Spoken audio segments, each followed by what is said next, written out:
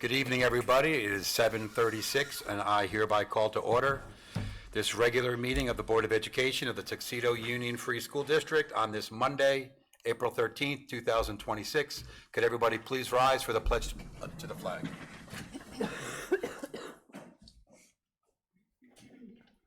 I pledge allegiance to the flag of the United States of America and to the republic for which it stands, one nation, under God, indivisible, with liberty and justice for all. Thank you. Please be seated. Madam Clerk, please do the roll call and quorum check. Gary Hefner. Here. Susan Mitchell. Here. Bonnie Takeuchi. Here. William Clark. Will, can you hear us? Yes. Got it. Perfect. Bronwyn Rowntree. Here. Chris Hanlon. Here. Jean-Michel Tijerina. Here. Kaylee Donnelly. Did I see Kaylee? Not here yet. Okay. Okay, a quorum is present. All right, thank you. Members, do I have a motion to approve the agenda? So moved. Second? All those in favor? Aye. Okay. We're going to go right to the guidelines of speaking for the public comment portion. We are now at that part of the agenda where we open up the meeting to comments from our community members. The Board of Education encourages public participation on school-related matters at board meetings. The Board of Education invites comments from school district residents, members of the board, appointed committees regarding the subject matter of their committees, and members of the instructional and non-instructional staffs. In order to afford all persons interested in addressing items on the agenda before the board, a limitation of 3 minutes per speaker shall be placed upon those who comment during the public comments parts of the agenda. When you are recognized, please state your name, and just be advised that neither myself or the superintendent or the members of the board will entertain anything that's of a personal or personnel nature. Please direct your comments to me, and is there anybody here who wishes to go first and speak? Don't make me have read that long preface for nothing. Going once? Do we have any emails coming in? Did you want to go? Did you want to speak? I just had questions. You can Sure. come up to the. My daughter's calling me. You can Sure. come up to the microphone That's so good that enough. everybody at home can hear you. Yeah, but yeah, it has to be on the record. We got to get your name, but whatever you want to ask is fine too. Yes. My name's Clint Timerl, and like I said, I don't really know what the story is, what's going on. I just hear from my kids that big budget cuts are coming.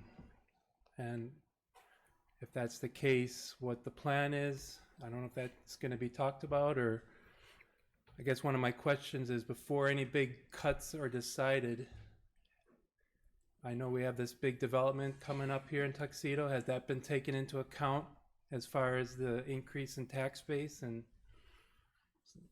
just things like that? Anybody want to address directly, or otherwise I will? Does anybody want to take a shot? Okay.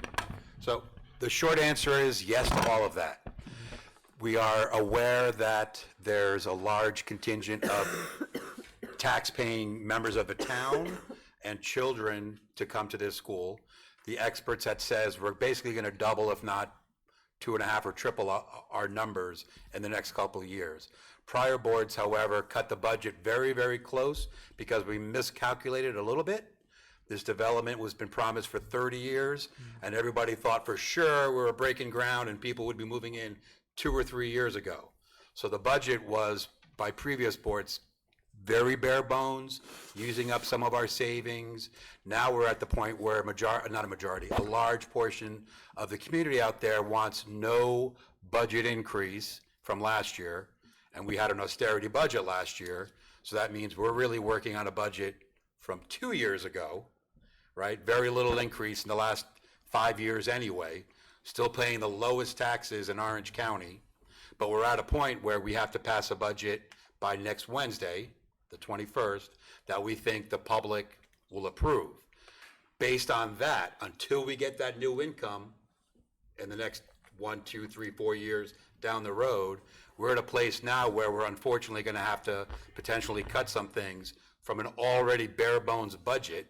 Nobody wants to cut anything, but we think to get a increase rate that the public will swallow, that we have to find $1.4 million in cuts. So that's kind of all we're doing tonight is budget stuff, trying to figure out where are we going to cut to get $1.4 million in savings. Because if we have no budget increase, there's going to be cuts anyway. If we make a budget of what I and perhaps others think we need, the budget increase will be so much to catch up that we don't think it has a chance of passing. So we're trying to find that middle ground. Going to be cuts no matter what, but what can the public live with? Now, everybody has their own personal interests. We're going to go over a list tonight of things that will save approximately $1.2 million. There isn't one single item on here I think any of us want to cut, so that's not the question. The question is, what can we cut to get to this number that will hurt our students and the programs and the staff that provide that program to the students? What will hurt them the least? Because every cut will hurt. As far as now things are being built there, you got stoplights going in, houses going up. Now, what's the time frame on new income coming in? Within a year? Houses are being sold, people are moving in. We expect students in September, and we are ready for them. We have the staff and facilities, et cetera, to provide for them. Unfortunately, we have to get a budget approved by the board next week and passed by the public in a month. So that everybody has to have a little hope that it's not a one day this is coming. It's here. We just need a year to tide over. We need the public to support this budget to tide us over until the new students and the new tax base is actually paying into the coffers. I guess I don't have any more questions until I hear what all these cuts are. But that was a very good question. Thank you. Thank you. I think, though, we should mention what some of the big drivers are of the increase budget this year. Mr. White, do you want to explain those? Sure, and to answer your question, we are getting some revenues from the development. We're estimating about $7.5 million in additional assessments, but more is going to come as development gets built out.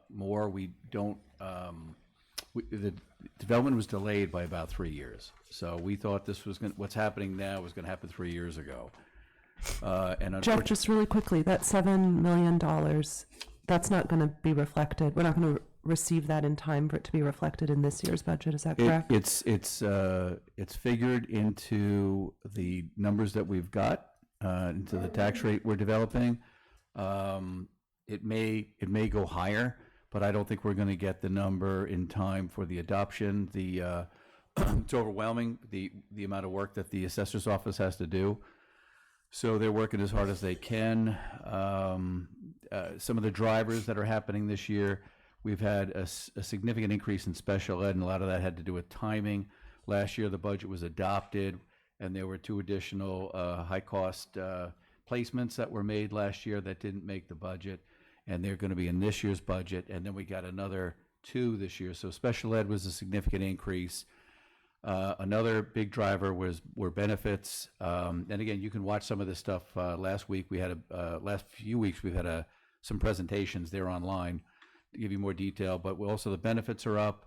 For example, health insurance increase is 7%. There was an increase also in the employees' retirement system, something that employers are required to contribute on behalf of the employees by law. And additionally, there was our transportation provider. Did not elect to renew our contract this year, so we had to go out for a bid as required by law. And when we went out there, we found that a lot of the transportation providers have consolidated. In addition, people have read in the newspaper, it's very hard to find bus drivers after COVID, and fuel costs are up, and the cost of equipment is significantly higher as well. So those are the major cost drivers. They probably account for 1.2 of the $1.6 million on our cost to continue budget. Anybody else? Is it fair to say that once we're, hopefully, I'm a hopeful person, in a better situation in the future, that some of these cuts we'll be able to put that money back into the budget when we have justification for the number of students and so on? Yeah, that's another thing. We had enrollment projection studies done in 21, 22, and that projected we'd have 243 students, 243 students this year. And that was updated a year, actually 2 years later. And then that estimate was reduced to about 203. We're now at 173. And that didn't include what they were projecting the development to deliver. We were supposed to get at least another 309 students from the development over the course of the 7 to 10 year build out. So we're like many districts across the state and the country, enrollment is way down. So we've unfortunately got to adjust accordingly, and that's unfortunately a painful thing that we've got to now to take into account. It's not easy. A lot of thoughts going into this, and no matter what adjustment you make, you're going to make someone unhappy. So there's no perfect solution here.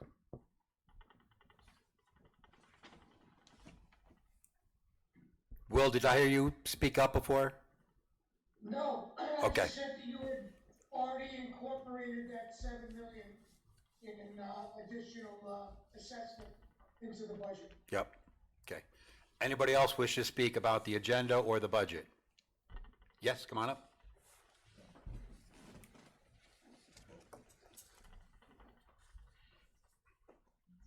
Hello, my name is Elena Heimerl, and I am a student at George F. Baker. And I understand that these decisions to decide what to cut from the budget isn't an easy one, and like you said, it is not something that you guys take pleasure in doing or that you want to do, but it's rather out of necessity. But I would just like to say that to please really reconsider before cutting any programs such as the music and arts programs, because I don't think I speak only for myself when I say that we are very involved in the music program, not just myself, but also other students as well. And it is also the reason why we look forward to coming to school every day.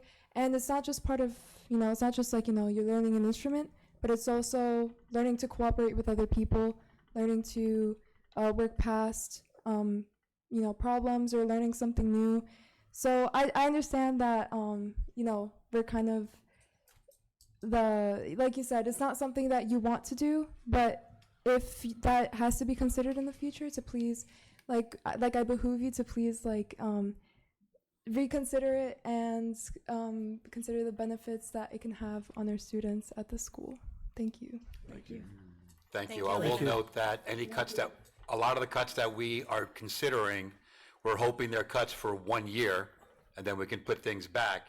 And we're trying to be creative and cut corners around things. So we're not cutting the arts or all sports, but we might cut, for example, we'll go through the list. But as an example, like cut some sports, but make other sports available that are more popular. So it's not like cut and dry ever. We're trying to be creative and make everything still available, but maybe not looking the same.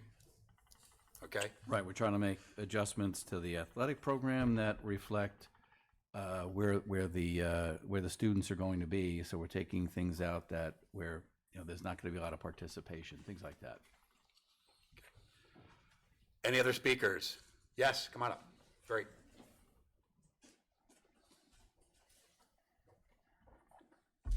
Just pull that down. Good. Hi, my name is Brooke Bauer. I'm just wondering, what clubs and programs are you going to lean towards cutting the most? We're going to go through a list in a moment of things that we've spoken about at the last couple meetings, and then give an update to the board about what that would save. Doesn't mean we're finalizing this list, but this is a list of things that we started. Again, doesn't mean we want to cut them, but items that would be least hurtful. Everything is hurtful. Okay. Oh, I was just going to add, I think one of the factors that we'll be considering will be the number of kids that participate in any given club. And so that will be something that we take into account too.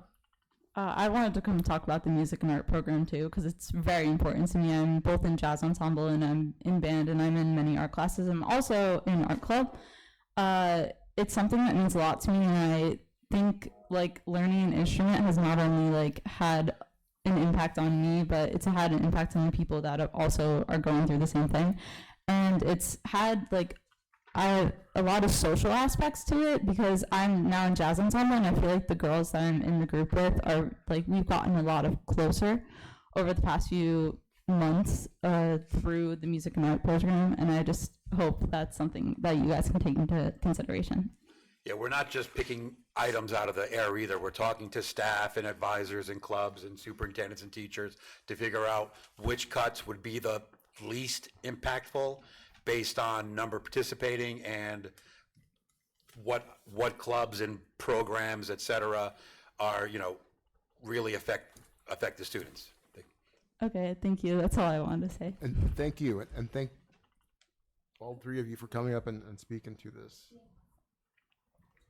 Anybody else? Yes, come back. Yeah, Clint Timerl again. Just follow up on what Elaine and Brooke said. Being a parent, and it's proven that music education, it affects in a good way into adulthood. So we've had our kids learning piano since they were 7 and 5 years old. So we've really stressed music. And then being in the private sector over 30 years, the only thing that I deal with every day of my life is math. So the highest priority to me is music and math, by extension engineering, science, especially with robotics and AI. That's going to be the need for everything going forward in the future. So just want to iterate that would be anything music or math, engineering, science, I think should be of the highest priority. I was about to say agreed, but unfortunately, we have to take the position that nothing is off the table. So I'll just thank you for your comments and hope that we can follow through. And just a quick brainstorming, I'm thinking, like, for example, the districts ain't that, or the Tuxedo ain't that big. I mean, do we really need all the busing? I would imagine if it's a matter of getting the kids to school to keep some programs, we can get our kids to school. So to me, that would be We've looked at that, and there's lower priority. There's some legal impediments to that. We've looked at every line in the budget for months and months going back to last summer. And I can't reiterate that to everyone. This isn't a last minute start. We've tried to see if there was any waste, fraud, or abuse or excesses for almost 9 months now, if not 10 months. There wasn't much, but in terms of a lot of areas, our hands are tied because of contracts and busing. The example for busing, there's legal requirements, only a referendum by the people, which would take a year. There's a lot of things that go into that. So some of the reasons we're picking what to cut, because some things have to be cut, is based on there isn't that much wiggle room, put it that way. Yeah. There's so much, 90% of our budget approximately is hard numbers we're stuck with, and we're forced to cut only in that last 10%. Busing, unfortunately, falls into the category of legal impediments that we can't really do much for. All right, that's But all I appreciate the idea. Yeah, thank you. Anybody else? Okay, so speaking about the budget, the sheet that we worked on has been updated a bit. So the public watching or live, I want to go through what we're talking about, although these items have been talked about the last 2 meetings, but we have an update of what some numbers are, and I want to make sure that the board noticed some new additions at the very end of the chart. So I'm going to say this quickly because we've gone over this multiple times in public, but things that we're considering cutting include deferring a trailer purchase, deferring a lawnmower, cutting field trips by half, eliminating some of the monies for guest speakers at assemblies, reducing what we pay for public relations, cutting varsity basketball but replacing it with JV, cutting modified basketball teams, offering intramurals, cutting modified soccer, flag football would be replaced by JV softball, cutting varsity baseball, replaced with JV, transportation for athletics, that we can't cut, cutting that, eliminating JV volleyball, eliminating non-required conference and professional development, cutting I skipped that one, cutting STEM advisor, cutting middle school interact club, getting rid of junior honor society, cutting the engineering club, cutting art supply budget, close the UPK program, getting rid of a data analyst, not replacing a custodial person by attrition, cut the assistant superintendent for curriculum. Teaching staff, cutting some AIS, some phys ed, and a sixth grade teacher. Having savings through, and this is 2 new items at the bottom, but we haven't talked about this in public before, but having 2 people retire and not replacing them through an early retirement buyout program. And the final item is the teachers union has some benefits that are required by contract, and they are offering to forego those benefits, some dental and vision type of benefits. And that offer, they're just saying they realize everything's being cut. They want to help reach our budget goals also. So freezing that in the amount of $85,000 that they're offering. So I don't think it's not on this list, but Walter gave me the updated number of all these things would be a savings of $1,190,000 and a half. $1,090,465. So almost 1.2. Gary, I just want to comment that we haven't decided definitely to do the things that are on this list. And there are other things that weren't talked about last week that might come to pass. I think one that is on this list that we may revisit is the UPK program. We have to cost out what that would look like, but we understand and recognize that there's long-term benefits to the UPK program in terms of bringing kids into the district, preparing them for kindergarten, et cetera. So I just want everybody watching or present to know that this list that was read off is not a list of things that are definitely happening. It's just a list of things that are on the table that we talked about last week. Right, so for those who haven't seen the last couple meetings, which I'm presuming that's most of the people, we said we would come up with discuss things and try to come up with a list and see how close we got. So our business administrator got that number to us today that if this was the list, we want to get a ballpark figure of how close does that get us to what we think we have to cut, and that was the $1.2 million. But everything is still on the table until next Wednesday. And there's additional things that are going to be put on the table, right? Yes, Yeah. right, this is just a starting point. Our goal was to go through a list, see how close we are. We only got that number minutes ago. Yeah. So you want to talk about UPK first or other things? That's okay. Sure, I mean, we can bring up the UPK program. I also want to just mention that, I mean, some of the things on this list, for example, I'm noticing here, flag football replaced with JV softball is $340, right? Some of the personnel items, the 2 early retirement people is $295,000. Not replacing a principal is $249,000. So this is big and small, how close we would got. That was our step 1 goal, so we've got that number. So now step 2 is, what do we want to discuss about why things should come off this list, or what we want to add to this list? I think UPK, Walter came up, is a good place to start, only because you mentioned it. I want to have Walter go through the math, because we were unsure of what it would save, and now he can explain how we got to, he thinks it would be a savings of almost $140,000. But he's listening. Walter, I want to put you on the spot. Can you explain how you got to the UPK number? Sure.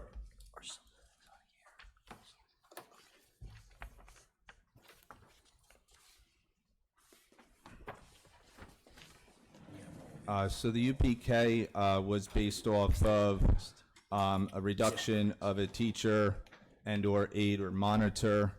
So taking into account, and then also that we're expected right now of having 6 UPK kids come in. So the state will reimburse at $10,000 a kid, so $60,000. So if I take both of those salaries and subtract out the 60, that's what's left. Right. So that's the net of everything, that all the moving pieces. Correct. Can I ask Yep. a question of Ms. Park? I know we had talked last week about the extent to which you see UPK enrollments coming in before this info session, or people coming that don't attend the info session. Sort of, what does the historical data suggest if you've had a chance to look at that? I briefly spoke with Ms. Dixon today about this, and it varies, right? So she spoke to last year, I believe. Last year, we just spoke about it. So it's around. We currently have 14 students in UPK, and I believe she said around 9 to 12 families registered for UPK orientation last year, some of which did not attend UPK this year. So people who didn't attend orientation are now enrolled in our UPK program. I had one student who joined later in the fall. I think one family may have registered today, so that's Okay. as much data as I have on that. Okay, so we may expect a few more kids to turn up, but I guess in theory, some could not turn up too. Yeah, I think as of today, it was 6 to 8 families inquired, Okay. and then Yeah. the number that we get, we're slated to have an orientation. I believe it's on Wednesday, so I'm happy to give Mr. White an update once I can let you know how many families have attended. Do you happen to know in prior years to that what the registration was? What for the prior 2 years? I don't, but I'm happy to get it for you. Be good to have a good baseline across a 3-year period. No problem. Dante and Walter, hate to put you on the spot again, like I always do, but how hard would it be, like, just as soon as we could, get that one slide from that last meeting with the 3 columns, just to put these numbers in perspective of what, I mentioned it briefly, but I think the visual makes a point of, if we have 0 increase, which is what some members of the public are asking us, what the budget looks like, we still have to cut, what we think is a fair middle ground, and what most of us think we really need, which is financially probably not feasible in this climate. So we won't stop for that, but we'll explain that chart for there's definitely people here that weren't here in the past. I want to explain that to you. So just to the UPK point, I wanted to raise 2 thoughts. One was a pedagogical reason to keep the UPK, which is that the kindergartners who enter, having been in a UPK program, are better prepared than the kindergartners who haven't. And so then that sets them up for success throughout their education.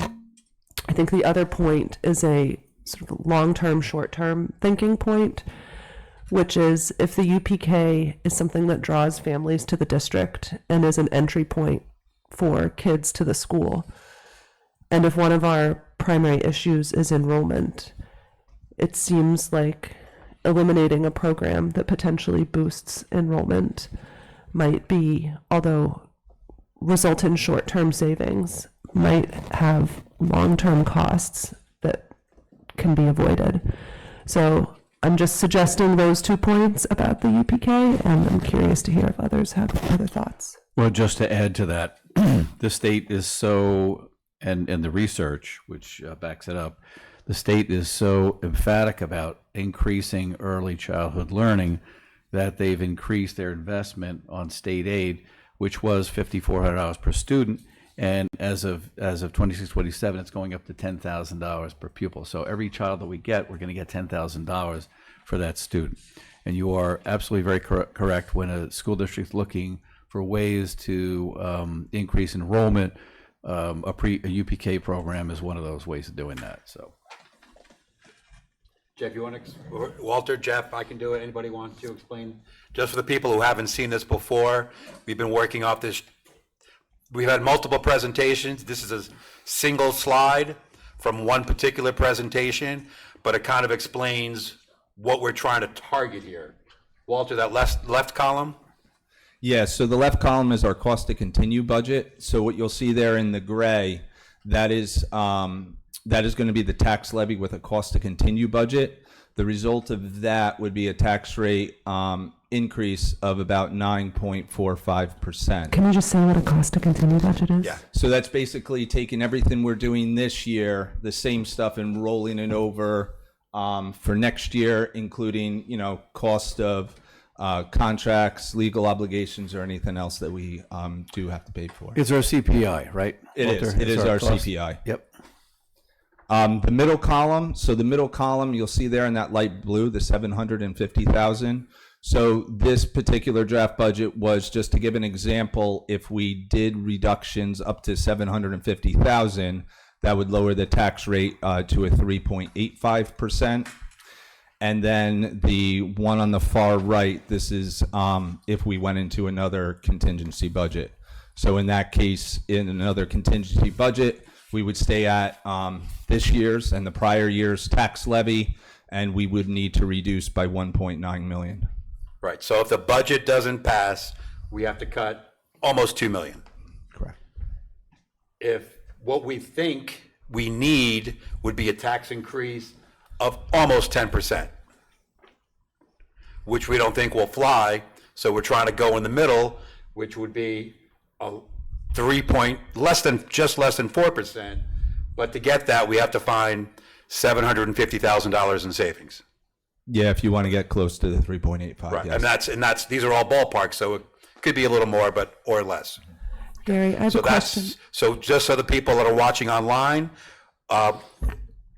after the meeting's over, or the people that are here, so that's where we're pulling this number from. We're trying to figure out what we could cut to get to around $1 million. Then we're now at the point of deciding, and the discussion's about to continue, where exactly we are, what we will cut to get to that arguably middle goal of a palatable increase. We wish we could do more, but we have to just pick one that we think will pass with the majority of the taxpayers here. It's actually a super majority. Oh, I'm sorry, yeah. For both budgets on the left will Yeah. require a super majority vote of 60% of the. Right, so technically, actually, either what we would love to do on the left, or the compromise, I keep saying majority, but it's technically a super majority, because we'd be piercing the tax cap, which means Albany says you could only raise so much, because we've had 0 raises or way below for the last 5 years. We've had very little increases. Now we're paying the price because Albany says if you pierce the tax limit that we think you should have from last year, you need a 60% vote. So even this compromise in the middle, we would need 60% plus 1 of the taxpayers to vote approval. So it's a super majority, not a regular majority, which is always a bit tougher. I have a question to follow up on that for either Gary or Jeff, which is that I've heard it suggested that if we went into a contingency budget next year, that would result in the immediate closure of the school. That's not my understanding, but is that understanding correct? We haven't crossed anything out, but I don't think it'd be the closure of the school. Again, we'll prepare numbers for that. We just wanted to get something to the board to adopt for the adoption next week. But we will put together a plan after that to see what 1.9 million would look like. Right, but so would it be fair to say that pushing to a contingency budget would not result in the immediate closure of the school? It might close eventually, you might push it eventually to close, but it's not going to happen next year. I don't think so. Again, we'll cost it out. I don't believe it would, but it would have a significant impact on program. I would just use a different word than significant. I would say devastating impact. Catastrophic impact. And what most people don't realize, if this school were to close, you don't save that money. You just pay that money somewhere else. And by most calculations, if that were to happen, most people in this school district, their taxes for what you pay to the school district, if it were to be a different school district, noting that we are noting that we are the lowest school taxes in the county, right? We expect people's taxes to go up approximately 80%. So if you're paying $10,000 in school taxes, if this school were to close because the budget doesn't pass or for any other reason in the next year or two, and we get sucked up by a local, most obvious school district, the formulas they use for taxes, somebody paying $10,000 this year would pay $18,000 in perpetuity and have very little say in how that school district is run, because we'd be a minuscule part, this little southern Tuxedo part of a larger school district. So I think people need to know of how devastating it could be, what we mean by that, It could mean the closure of the school and housing property values plummeting and your school taxes, I almost said doubling, but I don't want to exaggerate. It will only go up by 80%.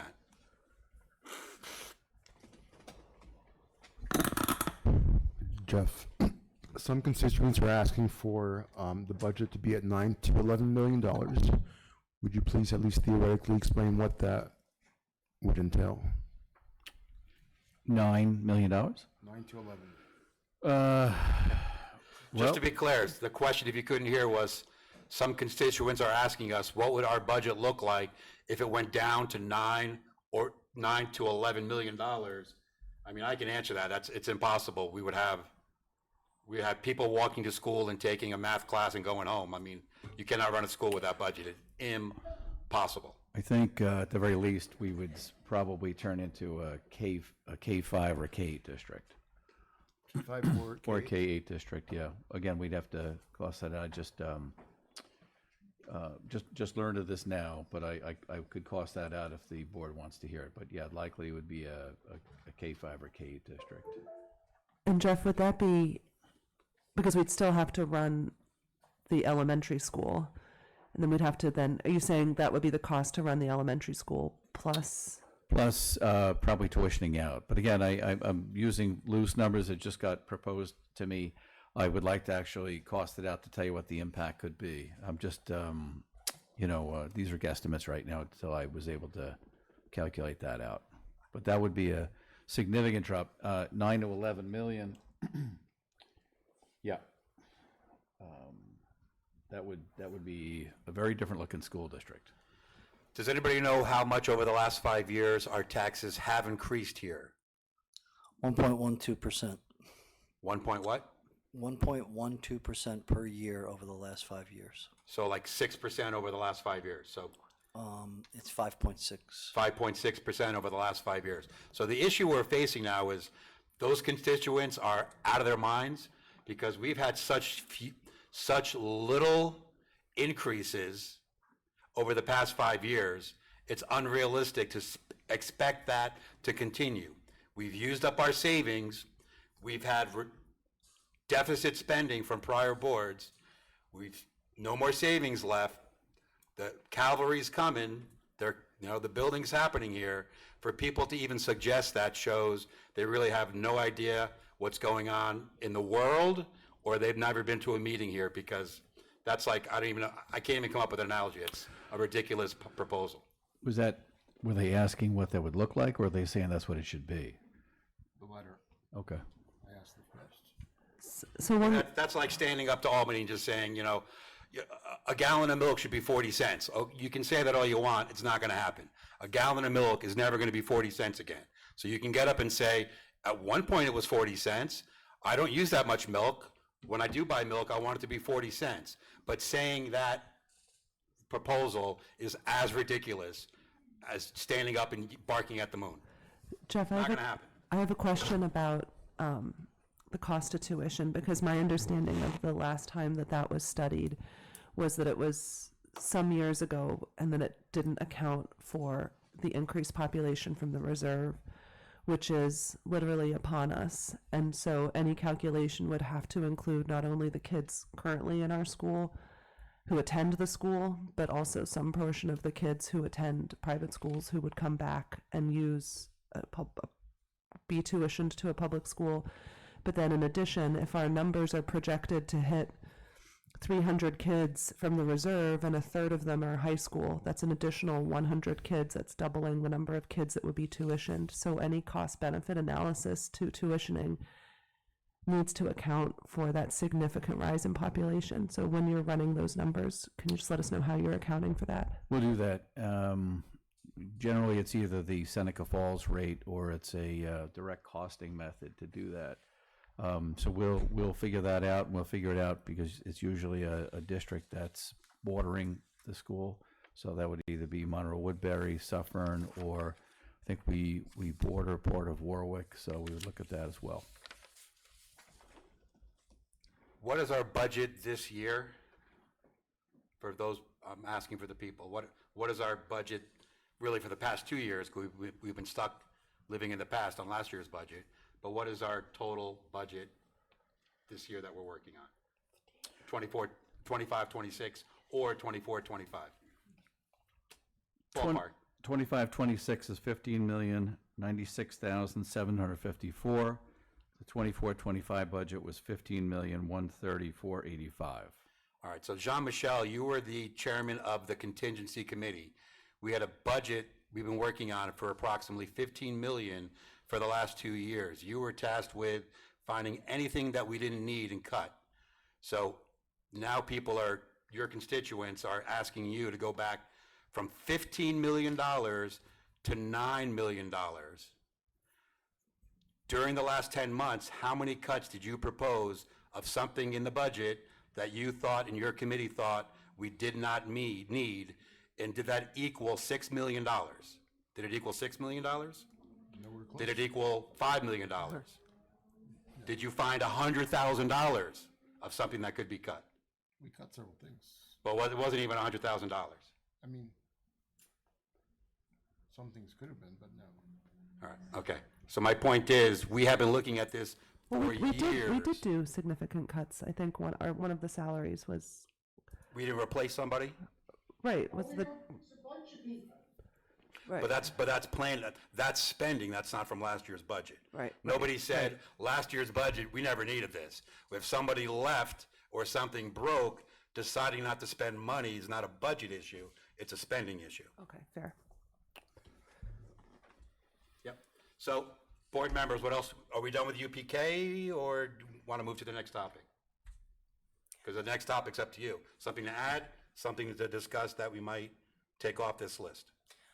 I just like to reiterate what Bronwyn said, because I think that there's the benefits of pre-K in terms of preparing students for success and drawing kids to our school district should, to me, outweigh any of the cost savings at this time for what would be proposed for pre-K, cutting pre-K.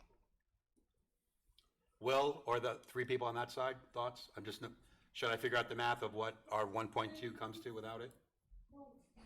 Will? I just want to say, can Dante, can you move the laptop a little bit so I can see the board? I got you. Where is it? No, the laptop's in the door. Okay. I got you. I just can't see anything on my paper. You see now, Will? Can you turn the lights on a little? Turn the lights on. Yeah, but or half on or whatever, just so, yeah. But leave the slide up. So the UPK was 136, so the math, without that, we're still just over $1 million with everything else on the chart. Right, but I thought we were looking for $750,000, not over $1 million. Yes. Because we're going to use some of the reserve. The big change, the big jump was we updated a couple numbers, but through the early retirement of 2 people and the teachers union offering to give up some of their benefits for a year, that put us over almost 375, which is with the big jumps in the last 24 hours. I understand, and I support what Bronwyn and Susan said about UPK. If we can reach the magic number that we were looking for last week, $750,000, I would be very much in favor of keeping the UPK program for the reasons that they stated. Plus, I think that the people moving into Lennar are expecting to move into what they see now, not a program that's cut, a school district that has cut UPK. That's why I asked the question. What do you two think? Also, the $750,000 cut only brings us to a tax rate of 3.85. Correct, which you still need a supermajority. Yes, but I'm being asked by constituents to explore bringing that lower. To what? 3.8 to what? That's for us to figure out where we can cut. Well, I don't know what the real number for them is. What are your thoughts on UPK, Jean-Michel? I think UPK makes sense for the reasons you give. Absolutely. I mean, it is a feeder to the school. Okay. And it does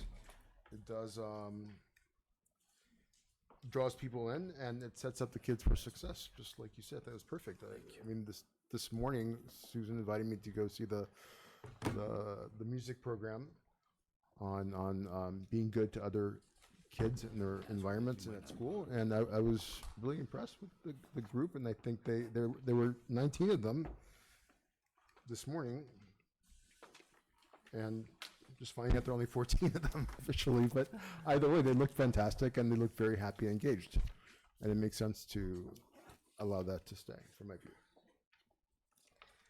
So, just to put it in perspective, there's a scale here, right? So John, Michelle, you just said that some of your constituents are looking for a lower number than the 3.85, the middle column up there. The 3.85 was something, while still requiring a supermajority, we feel it's kind of in the middle, but what numbers are your constituents asking for? Because we need to know. We're above the 750 in cuts, but everything we don't cut is going to keep that number up.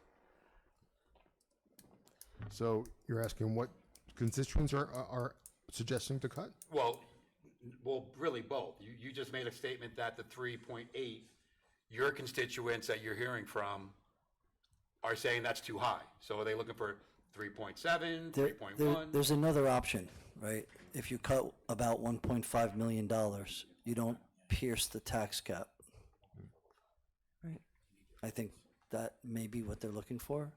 There was another option that you presented, that if you cut about $1.5 million, that wouldn't pierce the tax cap, and it actually would result in a negative tax rate. Yeah, the tax cap is 2.6%. 2.631, yeah. yes. But for anybody listening in for the first time, both you and Walter talked about the long-term effect of that. While it would be easier to pass that budget, what are the long-term negative effects of staying under the cap this year? I know there was a slide in the presentation the other night. Well, we gave a slide also that really showed what another contingency budget would impact us. We lost 350 in tax-based revenue this year because of the contingency budget, and next year, because of the carry forward, it would actually be 250, and it would be 250 every year in perpetuity unless we pierce the cap to make that amount of money up. If the budget went on a contingency again, I believe it was something like 400. Walter, you're gonna have to correct me if I'm wrong. Something like 420-something thousand. I think we'd lose an additional tax revenue if we went into a cap again. Correct? You have that slide? Why don't you put it up? And as we're waiting for that slide, I think there's, two things that we're thinking about, both what can we achieve voter support for, and also what is responsible to do. And so we need to make sure that we're considering both of those obligations, and responsible both to the taxpayers and to the school community. So this shows what it would be if we had another contingency budget. We would 26-27 be 584,000 would be the loss of tax growth, and 423 would be thereafter because of a carry forward from the tax cap calculation. It gets complicated, but the bottom line is, if you're a salaried employee and you get a 3% increase every year, right, it's compounded in future years. So that 1 year or 2 years or 3 years, your boss says you get a 0 increase, that affects what you make the rest of your life, right? Same thing. If we don't have an increase, which we didn't have for the past 5 years, we're paying the price now because we can't catch up. We're always going to be behind. We're trying not to be behind even more so, which is what this slide shows.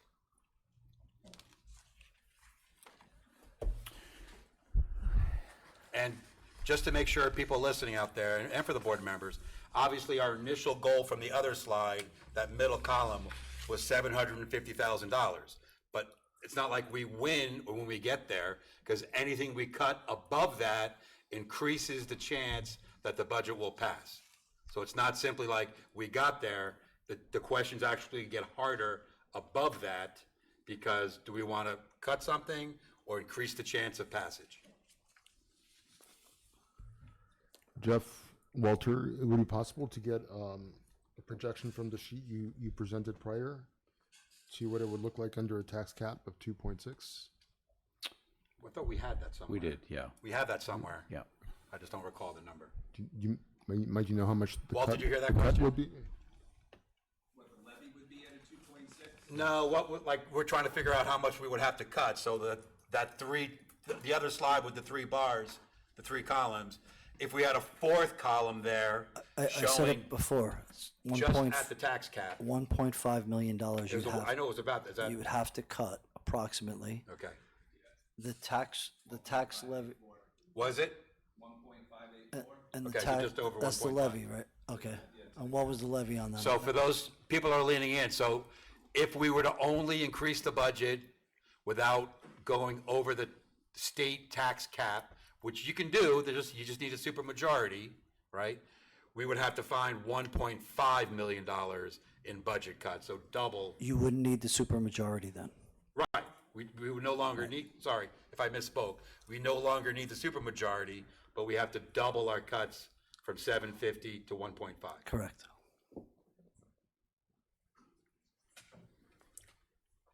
Thanks, Walter. Thank you, Walt. Thank you, Walter. So board members, what else? Do we want to go to this list now? The Yeah. new list? Yep. We started with EPK, what else? Oh, Well, it looks like the top things on here are all things we've already talked about. So are we now in the middle of that list? Or whatever item you want to talk about. And just note that this is not updated, so like the top of the last column, that's the number. No, I'm I've looking at this list now. Oh, okay. Which one are you looking at? Yes, the admin. Okay. Look at, yeah, or you can look at this one. Or has this got everything, list? Yeah. The big one? So perhaps we could discuss number 2 on the admin list in the second grouping about principals. Is that, can we discuss chart are you that? looking at, though? I'm looking at this chart right here. We have a lot of charts. I know. But when you say two, oh, under the staff, this, Idea. okay. So it's about halfway down. Yeah, Got it. so can we talk about that? Sure. So one of the ideas that was suggested was to, we can, okay. This one here. That we, Let's be honest, we have a principal leaving, there's multiple options. yeah, That's what she meant by two. Not replace, do not replace anybody with him. Don't Right. fill the spot. Have the superintendent or someone else double duty. Yeah. Or we can have what's called interims, and we can have something called a sub. You have to have a principal. We're bound by that by law, but we have multiple choices how to fill Jared's spot once he leaves. right. So one of the options was an interim principal. And can somebody just describe what that would look like and the benefits of that and the drawbacks? Sure, we could have interim principals, and we'd probably say about $100,000. I would have them work 10 months this year on a flex schedule, so they might have to come a little earlier, in late August to get things started, and they could make up for it during the year, but it would be a 10-month principalships for the buildings, and we could probably say about $100,000 on that. And go ahead. I'm sorry. I know we haven't, like, we don't know who they would be, but historically, interim principals tend to be very experienced, retired principals, right? So it would Correct. be somebody with a lot of experience and knowledge that would be stepping into the role, not a brand new person. Absolutely. How would we save $100,000? Because we wouldn't be paying health insurance benefits or any other type of benefits besides FICA and Medicare. And if I had them working 10 months versus 12 months, we would save on that amount of money too. Two months for 2 people. But experienced principals come at a cost. So if they're interim, even if they're 10 months, they're still going to come at an escalated cost. So I'm not following the math. Well, we did a calculation on it, and we came up with about $100,000 savings for the interim principalship. So if you want, we can always send you a copy of the calculations that we did. So each interim principal costs us $50,000. You're saying?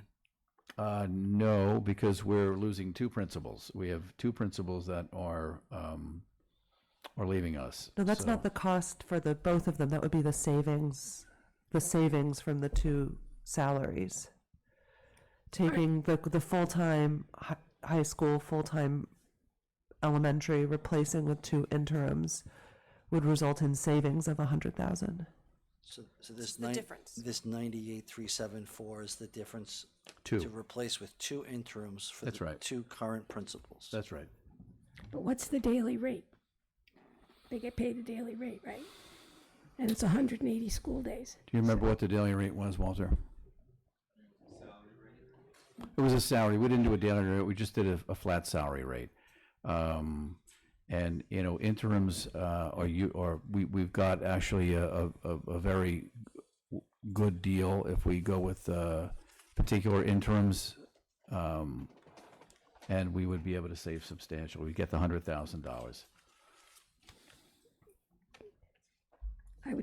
Can we see what the proposals are? Of course, yep. I'm working on that. That's one of the things I'm working on for this week. I mentioned to everybody that I needed a few days to get a few other things together, and I will have that to you in a few days. I'll get you actual, contracts if you like. Are there any other options that would save us more money? Well, I'm just looking for some of the other options. That's option one.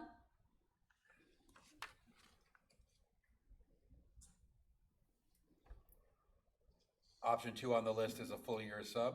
Oh, that's maintenance, I'm sorry. Mhm. Option 2 is only filling one spot and having the superintendent wear 2 hats. We have to have a principal in each building as a general requirement. So someone can't be a principal in both buildings, not possible. But somebody in this building, whether it's Walter or Jeff, could wear 2 hats and also be the principal. We have had a K-12 principal before, and it was approved by the state. I'm not sure what you're asking. No, I'm not asking, I just made a statement. Right, That- you still need 2 bodies, one in each building. Right, but there were other ways that was done. So we had an assistant principal, we have a superintendent. If you can create a different dynamic, I don't know what a school building leader, if they would be acceptable to the state as a person, covering a building. I think we have to look at all the different options and all the different people we already have on staff that have certifications in certain areas that might be able to get us through this very rough year. But you're saying the 2-hat system method then? Possibly, yes. I think what Gary was saying, and I think I heard a question from the audience too, is that we couldn't legally just have a K-12 principal and that's it. There might be other ways, as Bonnie's suggesting, to staff somebody in the other building, and that's because there's a legal requirement that there be a principal or at least somebody fulfilling that function in both buildings. So if we had somebody sitting in GGM, they couldn't alone also be the principal of GFB and vice versa. You couldn't have somebody sitting in the high school who was the principal of the elementary school. Unless we got a waiver from the state, and as our attorney advised, may not be enough time for that. Right. He said he was going to check into that, but that's a long, lengthy process of people doing it by choice with long-term goals, not trying to balance a budget in a week. And But he was going historically, to check it out and get back to us. historically, from I was a parent in the district when that was happening, it didn't go very well. So I don't know if that would be something that we would really want to do. Is there an option to have one intern and the superintendent do both roles in the high school? Does that have a cost savings? Are you trying to kill me? I'm just trying to, get through I'm trying to get through this budget cycle, right? Yeah. So we can It'd be a save as lot. much, It would be quite a much bit. money as we possibly I can. think the last time that the district tried that, it was a failure. So certainly I will give it some consideration, but I'll also give you, as I said, we need a couple of days for a few other items that we're looking at for the budget. So I'll give you those proposals in the next couple of days. And I want to thank Jeff and Chris and Walter. We've asked for a lot of stuff on short notice, and the fact that some of it's not prepared is not them trying, it's from us asking to do a lot of things in a short period of time. Agreed. Thank you. So, and just, I keep reminding everybody, everything we do, we're looking to do it for a year, not in perpetuity. You have a question? Come on back up.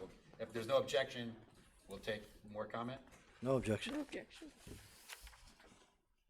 Yeah, I'm sorry, I gotta get going soon, but just as a review of what I understand, the 1.9 million is worst case scenario if the budget fails.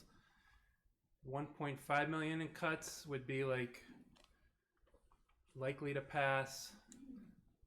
750,000 in cuts is like modest increase that might be a little harder to pass. Is that? Yep. Yes, you got it. People think that they want no increase. I would imagine the message would be they think that their property taxes will go down. I think the message has to get out that if we get absorbed into another school district, that will greatly increase the property tax or school tax. Yep.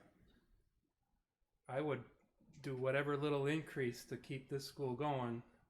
From my point of view, if that's the message that gets out, hopefully that would be successful. I think that'd be the key message, right? And then if you're telling me an administrator saves $200,000 to $300,000, if this was my business, that would be the easiest way. I don't know between high school and grade school if there's redundancies in the administration or teachers. I know that the school is underutilized, at least for now, for the next year or 2 or 3 until more kids come in. For me as a business owner, cut some administrators, teachers, maybe some older ones, higher paid ones, and maybe when the need comes again, bring in newer ones at a lower rate. I think that'd be the easiest way to cut, make that even 1.5 million to be like easy to pass, just for a year or 2, right? Well, hopefully a year, but yes. So I think that was all my questions and comments, and thank you. Thank you. Thank you.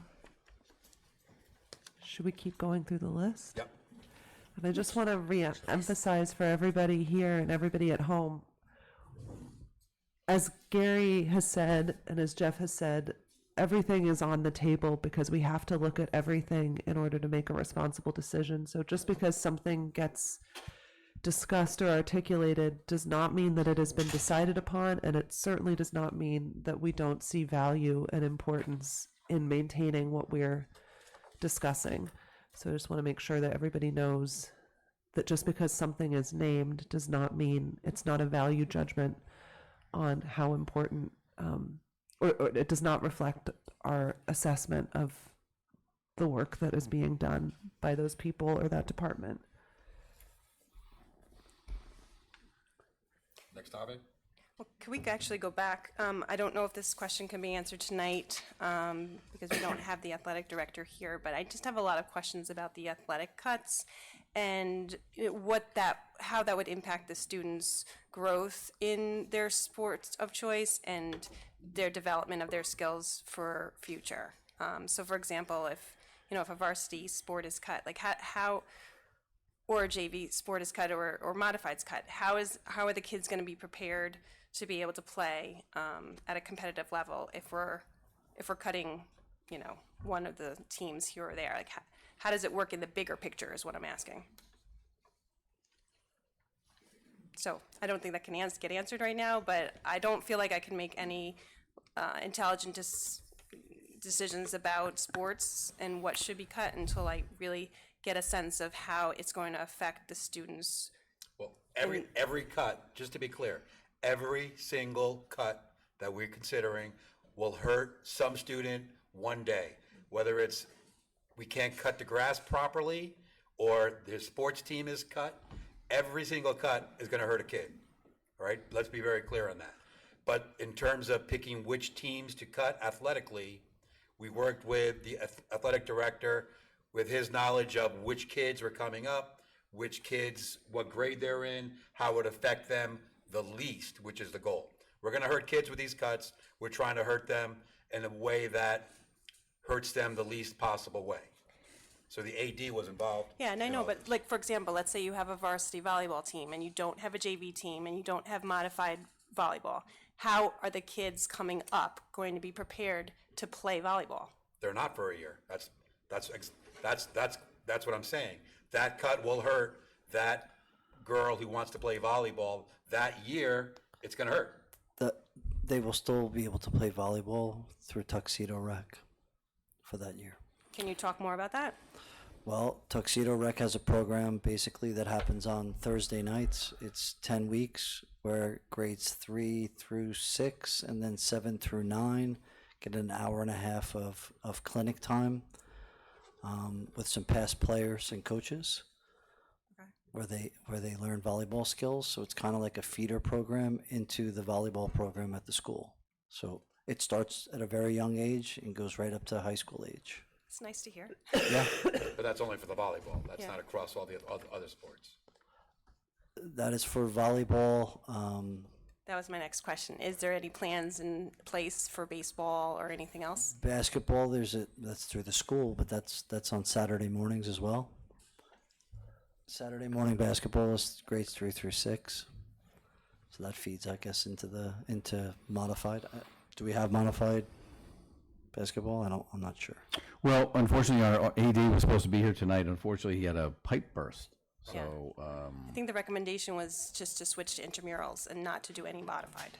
So that's kind of what I want clarification on, is what does that mean? Intramurals versus modified, how does that prepare the kids? I mean, not as well. But it looks like we have a comment. Is Yep, that no, okay? if there's no objection, you could come right up. Yep. I just wanted to comment on Name, the. name? Oh, my name's. I know who you are, but. Yeah, Karen Bauer. I just wanted to comment on the sports. If this is a contingency, well, if this is just for 1 year, I feel like the ideal thing to cut would be the varsity and keep all the younger ages going so they could continue on and possibly regain a varsity position. My years to understanding that come. was a factor, but actually that Marco, the athletic director, did even a deeper dive of where that makes sense. Because if all your kids if you don't have 11th graders, for example, that wouldn't make sense because they're already on you know what I'm saying? Like Yeah. you already factored that in. Specifically volleyball, that would make Okay. sense. I just want to, another speaker? Yeah, I think they were a tag team there. I want to comment on the volleyball. Most of the girls playing volleyball now were on varsity or they were on modified A last year. And as of this year, they were most of the girls were on the bench. They weren't playing. They were watching the seniors and they were practicing with them still. But I think it would be more beneficial if you were to keep the JV team because a lot of them aren't ready to play at a varsity level and it could get people injured. Okay, thank you. Let's, since Marco's not here, any specific sports questions, let's pull those together and get an email out to him tomorrow. Okay, I just wanted to make a comment. I know all the cuts are going to hurt, but for example, a couple of things that were near and dear to my heart in terms of trying to find savings were the $5,000 in guest speakers. And I see that it's been reduced, we're putting in $1,500 is the reduction. Is that what the last column is, the reduction? Mm-hmm. So we're keeping $3,500. I think kids will miss a music program or a sports program more than they are going to miss a guest speaker on a specific day as a one-time event. I will go on. There were $48,000 in the last budget for conferences and professional development. And I know I specifically campaigned to say only conferences that are required by law and only professional development that we can't provide in another way to the teachers or do in-house. And you've only cut $11,800. Those are things, I know the kids aren't going to miss those two things. So when we're trying to stay away from what the kids are going to feel, those are two areas I would like to see or I need documentation as to why we still need, almost $30,000 in conferences and professional development in this year. I am not against professional development. I think it's an important part of running a school district that's cutting edge. But if we're looking for every place to save, that's a place that I would like to take a deeper dive into. I thought we kind of went into that previously. Jeff, do you recall that? I thought we, Well, I see no explanation. There's just a number there, so. but my understanding was Walter and Jeff are gonna check to see what was required. It's not conferences like going to the Bahamas, that's what we're talking about. But there's certain contractual obligations, and I thought we cut it down to, correct me if I'm wrong, Walter and or Jeff, we cut out everything that we felt was possible, meaning if contracts or law required certain things, we can't cut that. That's right. Yeah, we have to keep current with the latest state regs and, educational, ideas, initiatives rather from the state. So we have to keep, we have got to do professional development for the staff. We have to have superintendent conference days, and we have to keep up with all the latest curriculum and requirements of the state education department. So we can't cut PD completely. We can make some reductions, but we can't cut it completely. And if everyone's okay, I'll try to get the athletic director on the phone. Tonight, I don't know how, it's better than nothing, since you do have questions. If you'd like, I could try to raise them on the phone. If he's dealing with a broken pipe, I'm Yeah, okay. I mean, we with- can do it on Friday. I'm just, Okay. next meeting, or, yeah, but let's get the question to him ahead of Can time. we keep going through the list? Yep. Gary, you want to do it? I think we should just piecemeal it to the. What's low-hanging Friday? fruit. Well, I don't think Meaning- anything's low hanging. But I meant Yeah. big numbers or. Okay, you got so it, we Tom? can just do we can go by biggest to smallest number, or we can go by the list. I guess I'll just go by the order on the list. And this is a list that was prepared.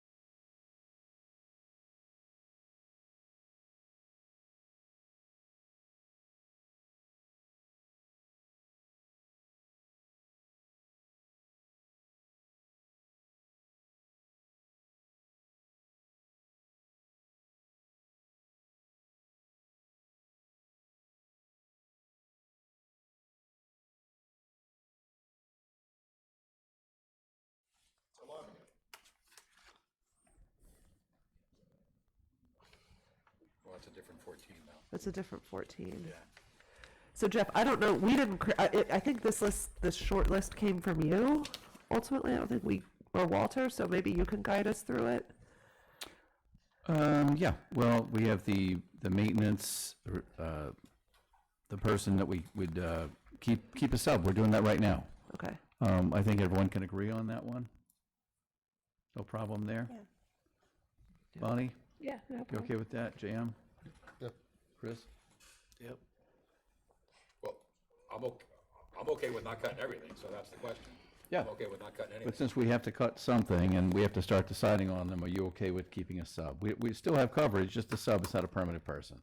And we'll say about $64,000. You okay with that, Gary? Taking, yes. Okay. What does Susan? the sub cost us over the course of the year, though? This is a net cost. This is a net cost. The number here is the net savings, Yep, as opposed to hiring somebody back. correct. You okay with that, Susan? Bronwyn, you good? Okay, so we have 64,000. I wanted to ask, since we've been going through them, we've been talking back and forth, but maybe we could, some of the ones that I think everybody seems to be in agreement upon, maybe we can just make a decision, possibly. You know, we had the administrative position, the retirement, and we're not going to, we were looking not to replace with a full-time person, but maybe spread some of the duties out to other employees at a savings of about $100,000. Everybody okay with that one? Which one We is that? talked about it last week. The data analyst position. Yeah. These are all things that are already Yeah, been let's go, discussed. let's Yeah, go to you some of the discussed new them. ones. Did we agree to go with them? My question is, I don't want to go through line by line. We have almost all of these items on, well, I'll call this the blue chart. Yep. The blue writing on the right. Okay. So that gets us to, if we put UPK back in, just over $1 million. So the issue isn't whether we want to keep or cut something, is what is our target number? Well, but we No, should, but I think what Jeff is doing is important because some of us may not want to cut some of these things on the list that have been discussed. Right, so, But we have to put them in order. If you ask me, do I want to cut that? Yeah, I'll cut that from the budget, or not cut it from the budget. But the question is, the next topic, the ultimate question is putting these things in order to get to a number. So we have to have a number, and then we put things in order. Because if I can't do a lot of things, that's okay. But if you ask me, is that important? The answer is yes. totally agree, but we haven't talked about some of these things. That's different. Yeah, Now so we we're- should talk about that's what some I'm of these saying. things. That's what I thought we were gonna do, talk about the things that aren't on this list. Yeah, right. And so that's what I'm trying to get us towards. So, Jeff, since this is your list, can you point out some of the things that we did not talk about last week that are on this list? sure. You want to go to 14? Sure. Yeah, okay. So that would be to reduce a counselor to a .6 position at a saving of $63,000. Can you describe the reasoning for that? Well, we're making cuts, and we looked at what the ratio of counselor to student is, and according to the Guidance Counselor Association of America, the average, well, they're recommended is 250 students per counselor, but they recognize that 350 is more of the reality in districts. So we took our 173 kids by the average of the two, which is 300, and came up with a .6. So that's the rationale for that. Would that permit full coverage as needed at both the high school and the elementary school? Well, it's a K-12 position, so they would continue to cover the K-12, yeah. We also have a school psychologist who also provides counseling. I'd like to see the job description so I can get a full understanding of what the job entails before I give input on that. Okay. And everything that person does at the school? Then there's next a music position. We would cut back on a music position for a savings of $113,668. How would that impact the music education? What classes would be eliminated or reduced? There'd be some reduction in electives at the high school level. We would cover those courses that we had to, but there'd just be some pare back on the electives. We have quite a bit of electives that we offer in the high school. So is this impacting GGM music? Well, it would be a district-wide, so we would have to redistribute personnel, between the two buildings, like we do for, other specials. And when you say cut electives, can you say what some of the electives are? Not exactly until what we would do is we would say how many electives we could offer, but we wouldn't say exactly which specific electives until we put some of the courses out there for the kids. This isn't the first time that the idea of cutting electives has been brought up, but we still need to get information on which of these electives are required or like very valuable for our students that we want to keep. So what would that number, like how many electives do we actually need to cut? Well, more importantly, how many music teachers do we currently have? We have two. 2.0? Yes, So we're cutting the music department in half, 2.0 to 1.0. correct. Right. That's right. That's the answer. Cutting our music program in half. Right. I'm definitely not for that, so. Well, it's, we had to prepare a list of everything, No, and these are not I'm uncommon. definitely, Yep, I yep, definitely consider, yep. if it's that or AP Calculus, that's a harder decision. And I have to put things in context for everyone. I believe we have 33 electives currently for 56 students. We'll verify those numbers, but next year, a lot of the electives are taken at the junior and the senior class level. And next year, we're going to have 5 or 6 kids in the high school projected, if you do by cohort survival. And the juniors are going to be about 15. And so we have about 20 kids going to be in juniors and seniors. And I would say about 7 of them will be attending BOCES half day. So we have to keep all that in mind. So that's just, a reality that we're facing with the declining enrollment. I'm sorry, but I think the goal of all of us is to emerge on the other side of this crisis as close to whole as we can be. And we all received some information that the teachers put together that was sent to us by email with different certifications that staff members have and how they propose to cover different classes, cuts, and not lose as many electives and things as might be under this plan. And why are we not considering any of that? Oh, I didn't get anything like that. The only thing I got was for for the 2 retirements. Did you, Walter, get anything like that, or Jared? Bonnie, was that sent to the Board of Ed? I didn't get that email I either. believe it was. No, Jared, did you get anything like that? A list from the teachers about what their recommendations were? I didn't get that. Walter, you? I did get an email, but basically was I just did the cost analysis of the reductions. But it was the 2 retirements, correct? Or was it more? About the 2 retirements. Yeah, we didn't get anything like that. If you could share that, we'll look at it, but I haven't I got sent it anything to like Walter that. today when I got it. It's kind of a unique system that the teachers union kind of figured out with all the money that we are now going to save with 2 early retirements. They kind of sorted out how they can fill all the slots that are required. It's a bit complicated. Jeff, you're on this email. You received Yeah? it. When did that come in? It was sent on Sunday at 10:23 p.m. Didn't see it. No, I was at the doctor's office this morning, so I didn't see it. So on top of the actual retirement savings, it's a plan where a bunch of people wouldn't have to be replaced. It would be everybody teaching in their certification, people doing more preps perhaps, people doing kind of like the way the union is offering up some of their benefits. They're kind of offering up their own membership to help the district keep certain spots filled that are required with hiring the fewest replacements. I'm sorry, I'm confused, Jeff. How did you not get it, but I'm holding 2 pieces of paper that is a direct result of that email? I'm confused. Which papers are you holding? This is the resolutions. The resolutions for the $1,525 per unit per member. That's part of that email, so I don't understand how you didn't see it. Because if it came in 10 o'clock last night, I was in bed, and this morning I was at the doctor's office, so maybe I understand. got it. I understand that, but see, we only got part of it then?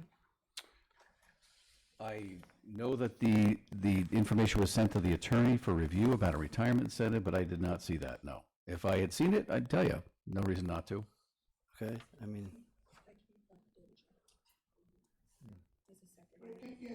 Yeah, this came from David, not. Yeah, that came from David Shaw. he was here? I must have missed him. Oh, he wasn't here, but he emailed it to us. Okay, so this came from you, though. I mean, these papers were printed out by The district the clerk. district clerk who Yeah, works for the because she city. was here today, I wasn't, and David So sent the emails over, right? Okay, do you have access to Jeff's email to be able to, when he She gets- does. And also, he was CC'd on it, yeah. So we didn't see that email from 10 o'clock until still to this moment. Okay, I understand. I didn't. Anyway, to answer your question, Bonnie, we'll certainly look at it.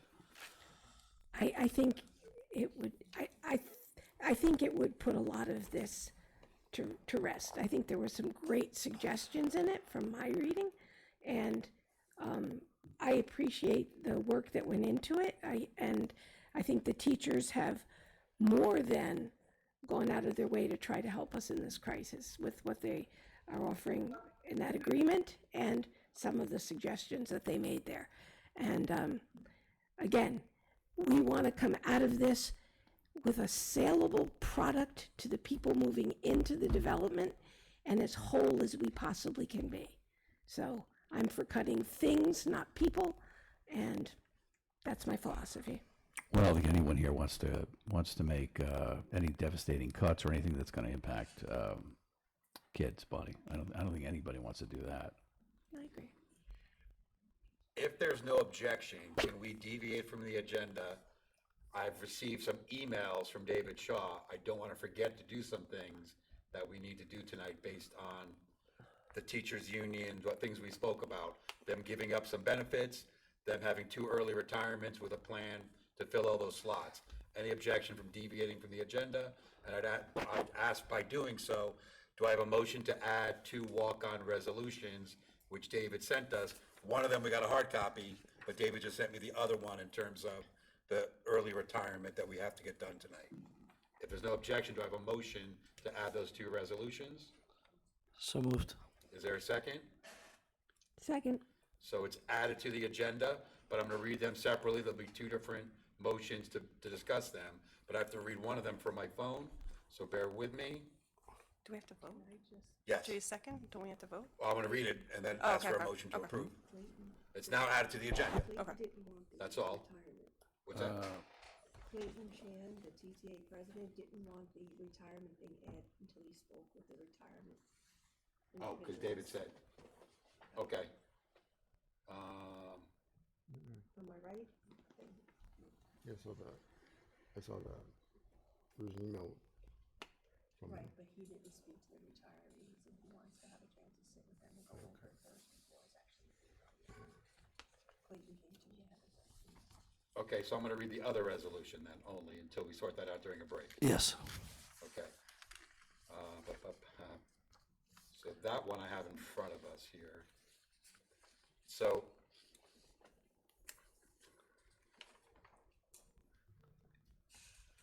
memorandum of agreement resolution.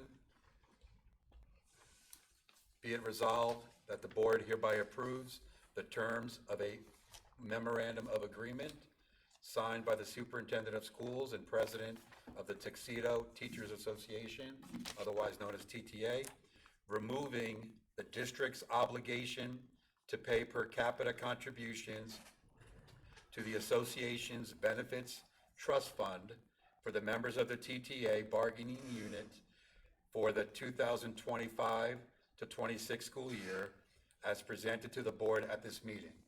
A copy of said memorandum of agreement shall be incorporated by reference within the meetings of the minute. The MOA, which is not yet signed, my copy in front of me, it specifically talks about the benefits trust funds in the amount of $1,525 per unit member for next year only. So the teachers are giving up benefits to help us meet the budget for the next 1 year. Do I have a motion to pass this item? May I ask a question first? No. Is there a motion to pass this item? So moved. Is there a second? Yeah, second. Are there questions? Now it's a Are there questions? Yeah, I'm just curious. This says signed by the superintendent of schools, but you haven't had a chance being out this morning to read it. Yeah, But you have it's signed by the union. Jeff could read it now. Yes, that's what I'm doing. Yeah, it's only some background information to it. 5 sentences. That's what that would save. Oh, no, I agree with that. I'm fine with that. Just to make sure that. Well, if he hasn't read the email. If anybody else listening wants to give us $85,000, like the teachers union is, we are interested and willing to listen. Jeff, Yeah. are you on board with that? Absolutely. Yeah. Any other questions or discussion? All those in favor? Aye. Aye. Motion carries. Thank you. The other issue we'll hold off for now. Thank you to until- the TTA. What's that? Thank you to the TTA. Yeah, we'll do that more formally, but thank you for understanding the dilemma we're in and rowing along with us until we sort this out. So back to items to discuss. Okay. We'll sign that later, I guess. So it looks like, I mean, I guess Jeff should probably have a second to review, or he could review and we can return to the suggestions, because it looks like, A bunch of those would cover, well, like for instance, one on here for a savings of $137,000 is moving staff to a special ed position. And it looks like that, if I'm reading the email correctly, that there have been suggestions for how to accomplish that. So would those be additional savings, or? Yes, this would be from the retirements. This would Okay. be, from the retirement incentives. but if we use the teacher's suggestions, we're not double dipping, so that's the issue. Right, but we would still realize these savings. Yes. It's just that what the teacher sent was a way to shuffle personnel So to nobody has cover, to be- right, so so that nobody we has can to- use existing resources Which to is this- cover vacancies. This is the same thing. Yeah, It's same a thing, it's just, recommendation to do the right, same it's thing, just correct. that the recommendations from the teachers are more Mhm. concrete about people going to particular places. Right. So do we want to talk about the other potential reductions? Should we Sure. put them on the table? Absolutely, yeah, which. Do you want to go ahead? I don't know, you pick. Yep, it would be reduce phys ed position by a 0.2.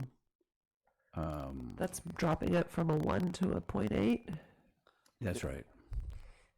So, and that would, everyone would be able to get the mandated amount of gym class with that Yes. reduction. Yeah, and I'm going to ask for a little help from my friends back there, the principals, Jared and Jenna. You want to talk a little bit more about some of these with me? We are looking at reducing the phys ed position to a 0.2. No, by 0.2 to a 0.8, right? Yep, by no, to a 0.2. To a 0.2. Yes, that's right. Isn't that From a the- 1 to a isn't it- 0.2? I think it's a 0.6 to a 0.2. Oh, okay. I don't think it's one full-time FTE. It's a What's- 0.6. You want to? That's correct. It's a 6 to a 2? No. 5.2. A 5 to a 2? Sorry, 2.2, yes. Okay. From what, Jared? From what is it now? It's currently 1.6, but if you had a reduction, it would have to come from the 0.6, not from the 1. Right, okay. So it's a 0.6 So we to a have 0.2. 1.6, Correct. and after we'd have a 1 point what afterwards? 1.2. 1.2. Making sure, okay. Would we be able to hire somebody for a 0.2, Exactly. or would we just pay the 1 more money? It could be any combination thereof. But do you think, I mean, I'm just reflecting on how difficult it was to hire a fractional person last year, and a 0.2 is like basically a volunteer job. So is that, would we be able to attract a person? Unlikely.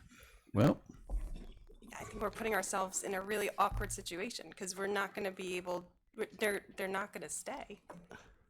well, that's true. We've had quite a bit of a turnover in the district over the years. Yep.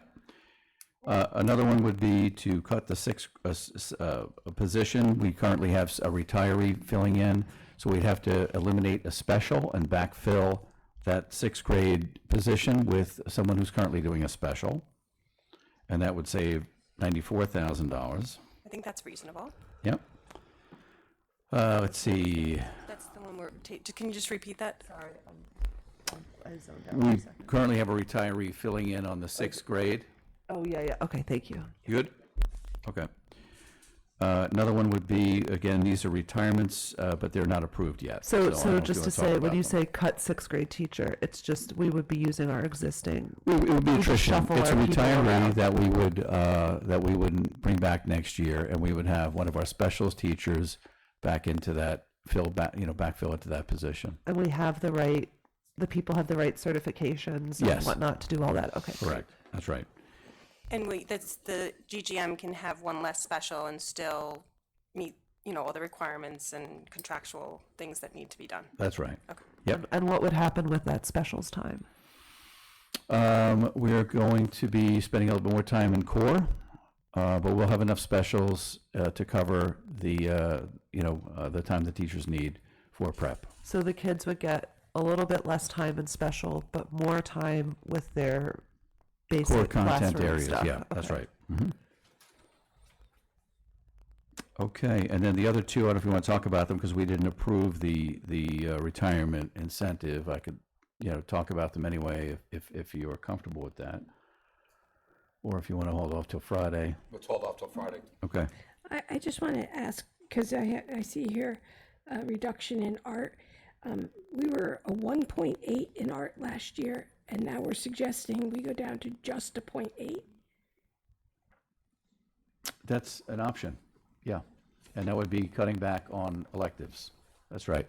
As I mentioned to you before, we offer 33 electives currently for 56 kids, and we're going to have less next year. So, it would make sense. So reducing art to 0.8 is an option. Reducing English to 0.8 is an option. Reducing Spanish to 0.8 is an option. And reducing math to 0.8 is an option. Now, I'm not suggesting that we want these, or we want to definitely go with it. You asked us to come up with potential cuts, and that's what we've done. And so here they are.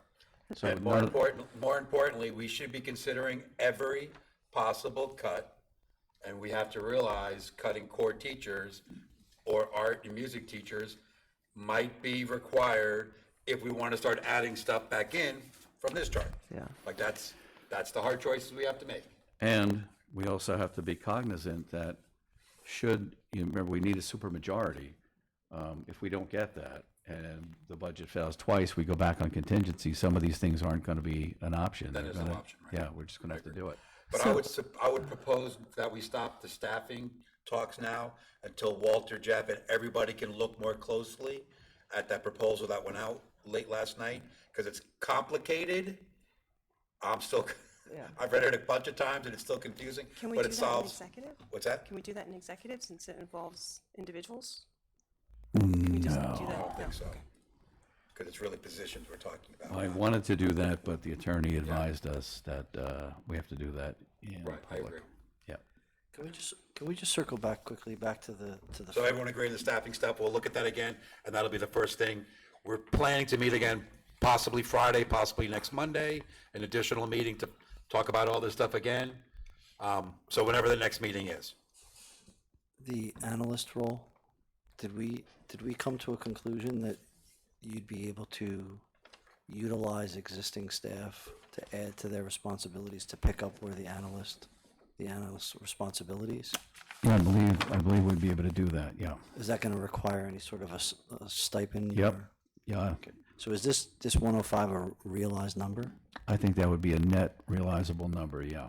So that's considering a possible stipend. Yes. So that's the net, okay, good. That's what we asked Walter to do. Everything in that last column, as best as Walter could foresee unintended consequences, that's the net savings, not perhaps a salary or something else. I'm trying to keep a running total. I mean, we've only really decided on two things, and we're at $149,000, right? If I add this, we're at the third of where we need to get to meet the 750.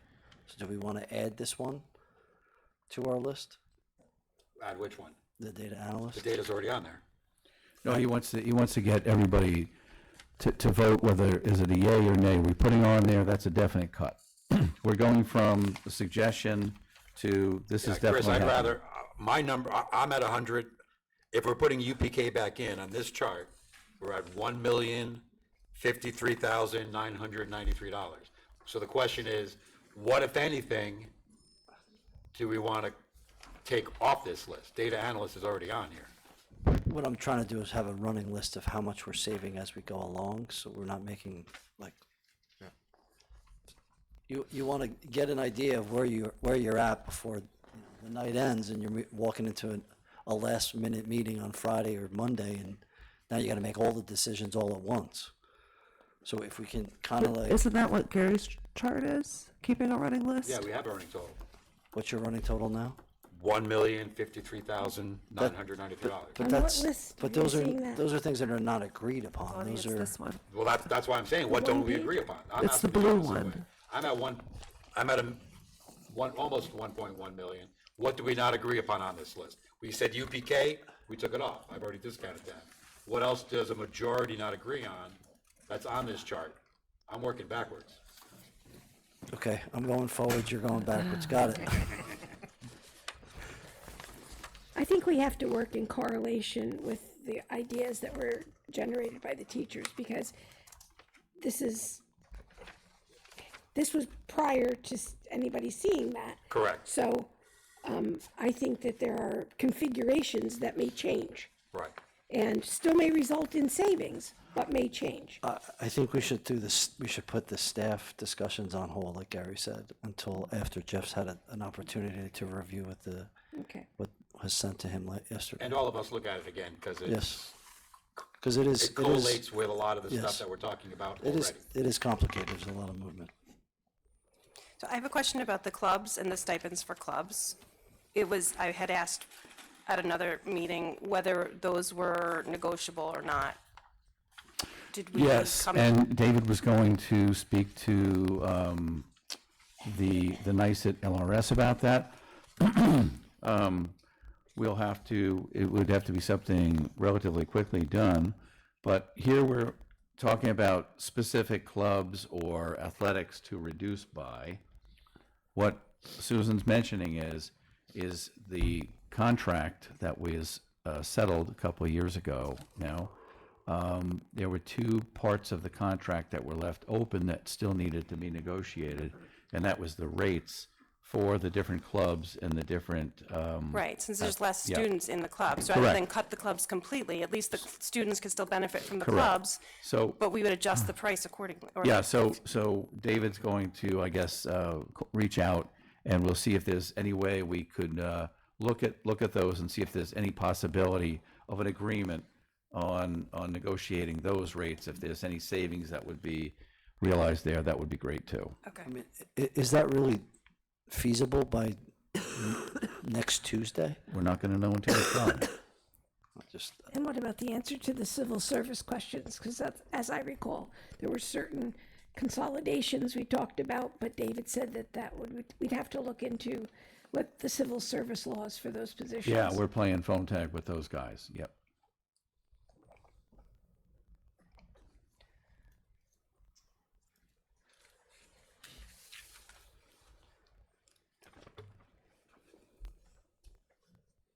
So where does that leave us?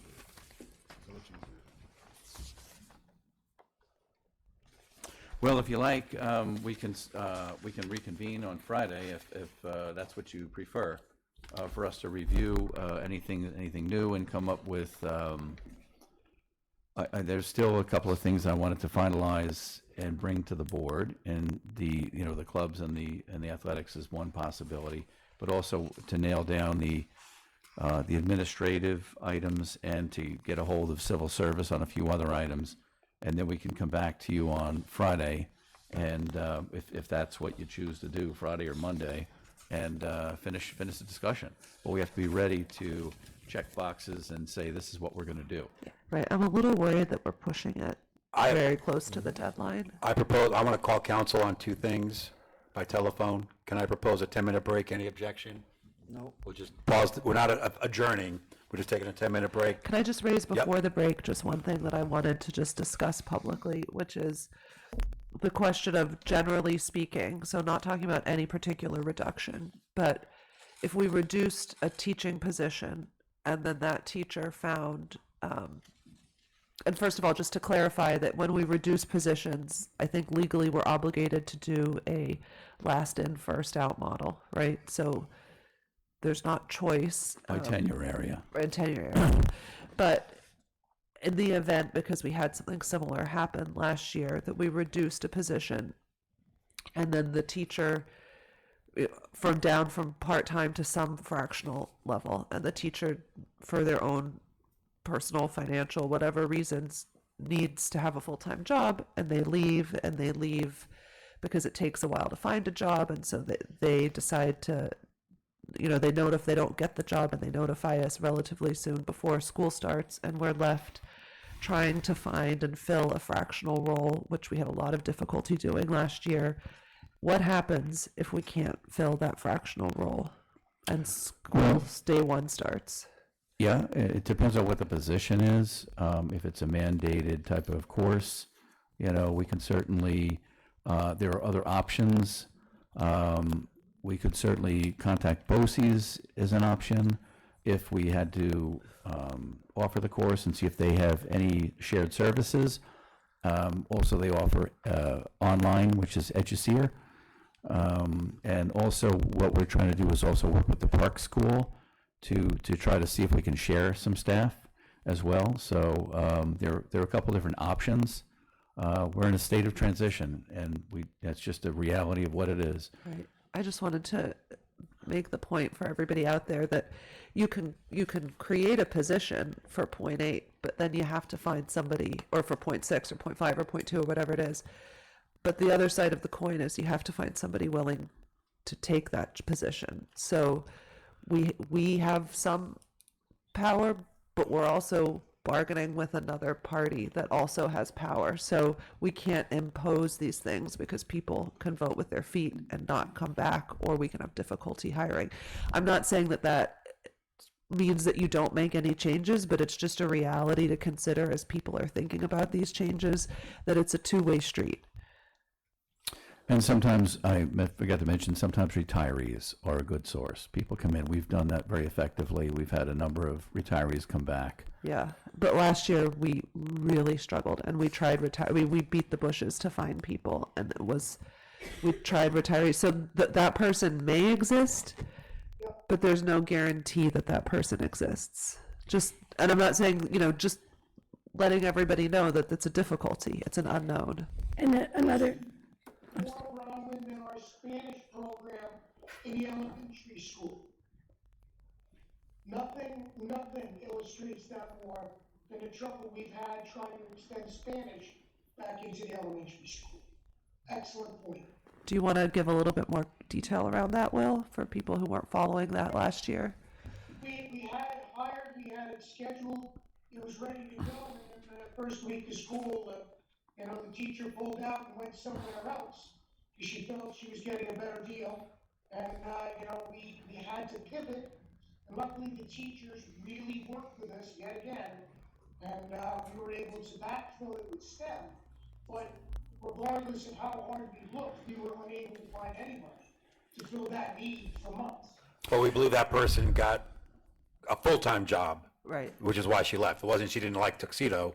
She just needed a full-time job, which we couldn't provide. right, but that's to Bronwyn's point, because we had the same trouble as we had a maternity leave last year and couldn't find people for months to take that job either. People would say yes and then get a full-time job elsewhere. So staff loyalty, the staff we currently have and the loyalty that they have demonstrated, I think makes me motivated to try to keep us whole in terms of our staff, as whole as possible. I think the suggestions that they have made are probably workable, a little unconventional, but probably workable, and everybody is certified to do what they're proposing to do. And we come out on the other side with these loyal people still working for us, and we avoid. Last year, we had to rejigger the whole schedule about 2 days before school because we couldn't find a 0.4 earth science person. And luckily, the teachers stepped up and took all these last-minute changes, but we can't keep going back to that well. Well, one thing I would certainly suggest to the staff is it's in a small district like this, especially going through difficulties, when they're multiply certified, that makes things a lot easier. So I can't emphasize enough that the more certifications that you have, the better it's going to be for everybody. Agreed. I'd like to share, I have definitely strong reservations about it because like you said, this was only one teacher that left that we had a hard time replacing. If we potentially are reducing 5 different subject areas, teachers. That's gonna be tougher to find. What if we have to find 5 new teachers? Like, that's, Yeah, well, I would say the FLES position, the foreign language in the elementary school, Spanish, it's almost impossible to find people in that role. And we've had that problem for years. And it's not just us that's having that problem. It's happening all over the place. And even we went to BOCES and they were like, we asked, do you have anybody? And they were like, we can't find anybody either. And that's the people that do the certifications, and they're like, they just don't exist. So that particular job is very difficult to fill, a But foreign as- language in elementary school. As Bonnie or Will pointed out, we had the same issue with our earth science teacher too. I mean, so it wasn't just, I I'm don't not think saying it's it's, I'm not attributable saying- just to that. I'm not yeah. saying it's not going to be difficult. What I'm saying is that particular position is very difficult to find. Right. Would Yeah. you say that earth science is also very difficult to find? You know, it depends. Everything's difficult until you find them. Right. I mean, Exactly. this is sort of isn't this a teacher's market? That's what I'm hearing, is that there's a teacher shortage.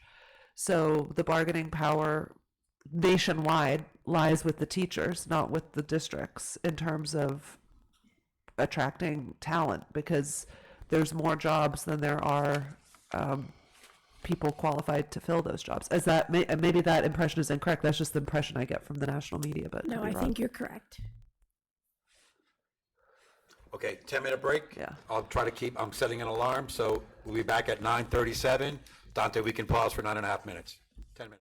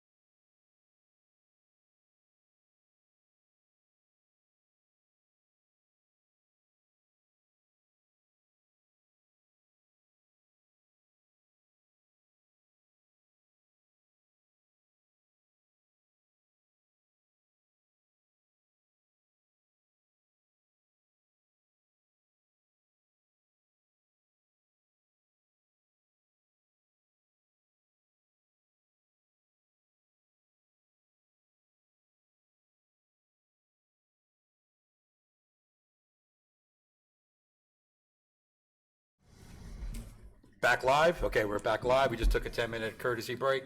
Want to go through the blue chart? Take a straw poll. Blue chart. Anybody can change their vote anytime they want. Bonnie, Just trying to get a Jean-Michel, you feel guys for got the blue chart? The 1 point, just over 1 million we've come up with. Are we generally in agreement to cut it or not? Will, do you know which chart we're looking at so that you can vote along too? Well, it was only available, it wasn't emailed out. Oh, But it's well- generally the chart that we were working off of that we came up with the So why board. not read it? Will can just weigh in. Yeah, Yeah, that's well, you right. just, So, You've heard most of these except for the last two. if the vote is, I need more info, how do I vote? Because it's not a yes and it's not a no. This isn't a final vote. not a It's vote. just No, I know, but how do you want me to? Most of If these, it's people are saying I'm probably good with it, or 6 people are saying I'm probably not good with it, the more information is just get it on your own. Okay. Does that make sense? We're trying to see where we have consensus is, not where we've answered it to our certainty. Okay. Deferring trailer purchase. I guess what's the word we're saying? Like keep it on the chart or remove it from the chart? Does that make sense? Keep it on the chart means we're cutting it, planning on cutting it. keep it on the chart. Keep it on the chart. until further review. Nothing's definite. Correct. Yes. Lawnmower purchase. Keep it on the chart. Keep it. Okay, everyone speak up. Otherwise, what keep I it hear, on the I'm going chart, by. yep. Keep it on the chart. Cut field trips by half. Keep it on Keep the it on. chart. Keep it on the chart. Eliminate guest speakers for assemblies. That's like a 1/3 cut.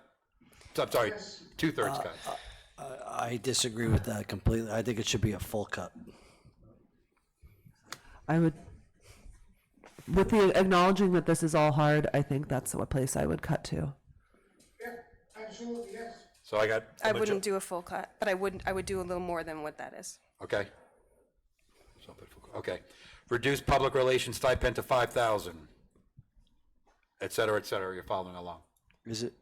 So we just have one person rather than three. Right, currently, we have 3 people at 5, and we'd be knocking it down to 1 person at 5. So we would lose 2-5. coverage. Yeah, that's what I'm saying. Would we then So it's reduce what they're required to do, so we would have no newsletter? We're gonna have less. No. You're gonna There's have going to be less. less. There's going to have to be reductions We're to meet cutting this. staff, so we'll still have all these things, I but know, not it's as just often as we'd like like them. that. Yes. Yeah, and we can Correct. think about what like how that works out. No, but yeah, I things think would be we were, lost. we were going to add some of that to the job responsibilities of some Correct, of where the we could. employees. To the extent, yeah, where To we the can. extent we right? could, but we're not certain on that. Okay. This is a savings of 10,000. Right. Yes. Okay. No, So keep on the chart. not keep. I would keep it on the chart. Keep. Will? Yes, Okay. Pardon? Cut varsity basketball, Definitely replace with keep. JV. And we're talking about the full number. That's already Potentially the full. happening this year, but But keep in it the on the budget. chart. So all of the sports, I will just go with whatever the athletic director recommended because the details I have no info on. So all of this, you don't even have to pull me individually. So Keep it on we the can do chart. sports together, all the sports, Yep. which is the next bunch Yep. of stuff. Everything to the bottom of the page. Yep. Everyone, Yes. any objections? Again, we're just straw vote, straw polling. I have an objection just because I need more info. Eliminate non-required conference and professional development, say a savings of 11,000, Keep it on the chart. Keep it if it's not Keep. required. okay? Cut assistant athletic, I don't know why No, that one's, that- It doesn't need to be there. That right, doesn't need to be exactly, there. sorry. Cut district STEM advisor, Keep it on. Keep. I can't keep that unless I know more about what's required for STEM. That's required for STEM. And then I would need a further discussion on, are we prepared to cut STEM completely, and is that what's best for the district? it's definitely not what's best for the district, that's not the question. Wait, Jeff, I thought you had But, told me let's- that, yeah. sorry, maybe I misunderstood. I thought that the district STEM advisor could go, but that the STEM would still be offered through the classroom teachers and that we could maintain our STEM certification without this $3,400 No, position. the STEM special Okay. could go, but the STEM advisor is required. So we're basically paying $3,400 to have the certification. What is the work that is involved in that? And could that be shifted to somebody else? Could it be shifted at a savings? Do you know the answers to those? I don't know that anyone's going to do it for anything less than that, but we can certainly try. But you want a job description for that? Well, no, I guess, so what this is, just so I understand, if we cut the district STEM advisor, we are basically giving up the STEM certification. Is that the Yep. outcome? Yeah. Is that how it works in other districts? You have to give a stipend in other districts? Or could that be part of the STEM, whoever heads STEM, as You mean part their of their position? Their I position. don't know. I can find out. Can we But do There has that? to be somebody in charge of it. And my guess is the teachers' union, that has to be negotiated because it's additional work for one of the teachers. I don't know that we could just say, hey, you know what? You're now doing that. Everything has to be negotiated. So it's a collective bargaining issue. Well, can we add it to a discussion with the union? Yes. I noted that. Okay. Bronwyn, you said this means you would cut STEM? Well, no, this means we would lose our STEM certification. Can So we even just if keep for further discussion, yeah. please? We're just trying to see where we're at. Cut middle school interact club? Keep on the chart? Keep. Or not? Keep. No. Keep. Will? Yes, Keep on the chart, yes? yes. Okay. Get rid of Junior Honor Society. Abstain. I'll keep this on the chart. I would keep it. Keep. Will? No, take it off. Okay, but you're outvoted, but which doesn't mean we'll discuss it Wait, more. you mean, Will, you want to keep Junior Honor Society? I do, yes. Okay. I agree there should be certain things in the middle school, and that would be one of them. Do you know why this is so hard, Gary, doing it this way? I think we have to develop a balance between what is going to be available for the elementary school, the middle school, and the high school kids. Now, granted, the high school kids need more as they're applying to colleges, but doing it in this random order, I need to see a list of what's going to be there for the middle school kids and what's. I'm just walking around with this chart and we're trying to get a feel for where we're at. We can have we got one more chance at a discussion at the next meeting, or even Okay. tonight. But I need to know if everyone's like, no, we're all for that, or we're all against And that. I don't know, maybe we could ask this of the teachers that are here. Some of the clubs operate 9 through 12, and then the middle school would be, I guess the 6th, 7th, and 8th. I'm not even sure if the 6th graders are included in the middle school clubs. And some clubs may be 7 through 12. So that would be important for me to know, like what kids are losing. Is there any group of kids losing everything? Right, so Jared, did you kind of follow that? Could you think about that between the next meeting? Like, are we giving a certain grade no options for clubs if we do all these? That's fair, Bonnie? The middle school has student council still, right, under this? That's a middle school club. I'm not saying that that's enough, but like that is something that's in the middle school, right? My understanding, yeah. Engineering club. Wait, where are we? Yes. Keep. Keep on the chart. Yep. Is this required for the STEM certification? You have to offer a club, whether the kids participate or not, but you have to offer it. Does it have to be engineering club or? No, it could be, we can change to any club you want, robotics. It's got to be some sort of a STEM, but we have options with it. But I mean, does this duplicate another club that would meet that? Are there Not currently that I two know of, clubs no. that would meet that Not requirement? that I know of, Okay. no. So then we're required to keep it? If you want to keep your STEM certification, yeah. So I'm saying take it off. So if you offer it and you have not enough participants, you'd still have to keep it even if it was less than. Well, you just have to offer it. So could you cut it if you had 3 participants? I mean, we wouldn't have to pay somebody for a no-show job. Right. Well, the certification people like say, No, you do. Do you offer only 2 one? kids showed up. Do you offer a club? Yeah, we do. You don't have any participation, you have participation, but you offered the club, you have to offer the club.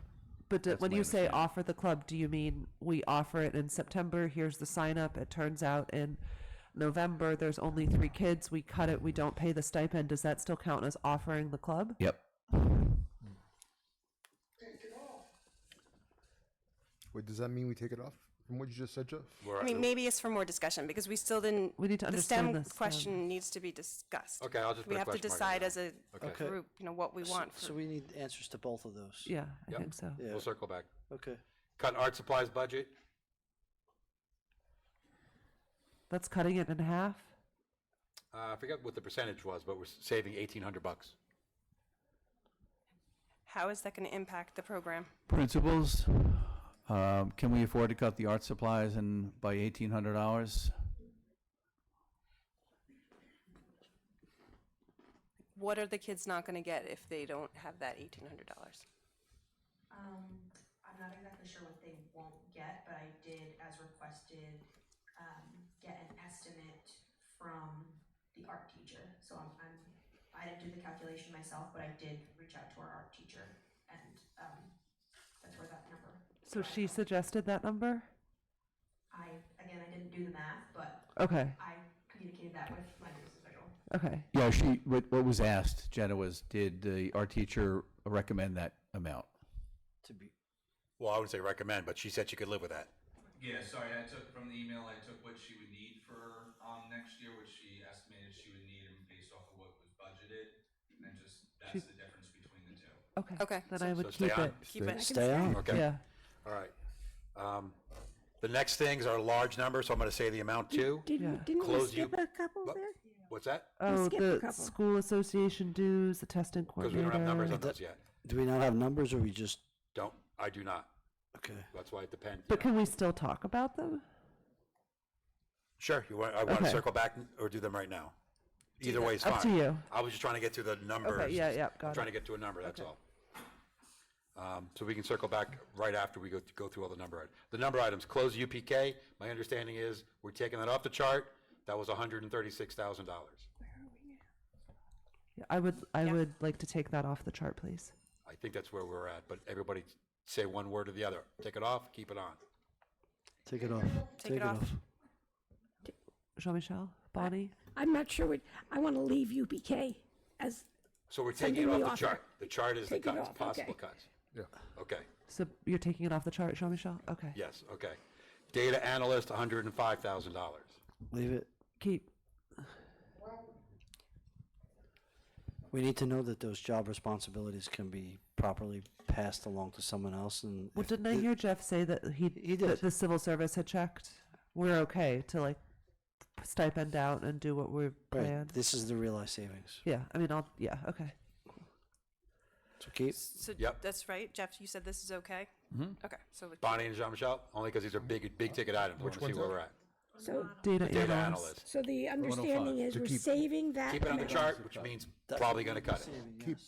Okay. And the rest of whatever the salary and benefits were, will be stipended to other people within the district, okay. Attrition by not replacing an open custodial, 64,000. Keep. Keep, Okay? Cutting the assistant superintendent for curriculum, which means not replacing the principal, $249,000. What happens then? Keep. not replacing the assistant superintendent position. Well, but just the it's assistant not the superintendent prin- position's principal not that separate. salary. That's only a portion of that salary. That's right? what Walter figured would be the Salaries and savings by benefits. not. Oh, filling that's that. salary and benefits just for the assistant superintendent? Yeah. That's very high. Dang, B. Okay, yeah. Keep. Keep. Keep. wow. Jared, I would say you were worth it, wouldn't you? Wow. Ouch. Did Walter just say N principal? I just want to make sure we're very clear on that. Yeah, it's one whole staff position. Okay, so that's not So then just we the have to pull it assistant apart. superintendent. No, that's assistant superintendent / principal. One It's salary. Jared's position. But can we pull it apart so that we know what it would be if we just eliminated the superintendent of curriculum, assistant superintendent of curriculum, because how we're going to fill the principal role is still up in the air. So can we get a number just for eliminating that?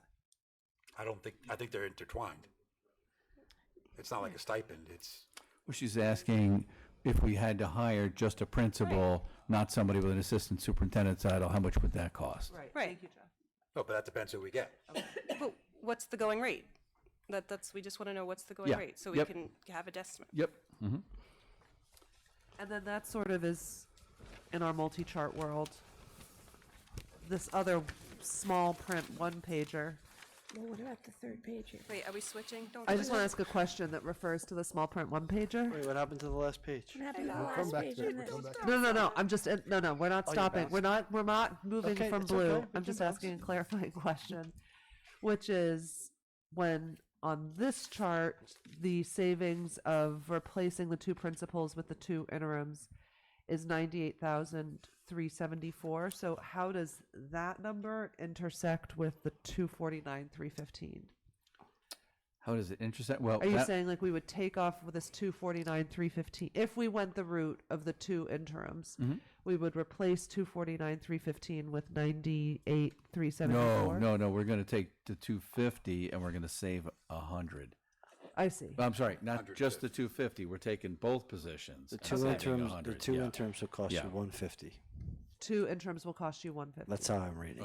Will cost 300 versus what the two principals are costing, and the net saving is $100,000. Oh, because you have to add. Yeah, you have to Oh, add. okay. Right, good, Okay. super.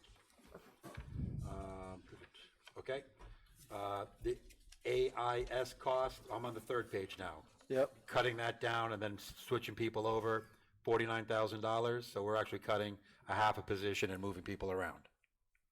Keep.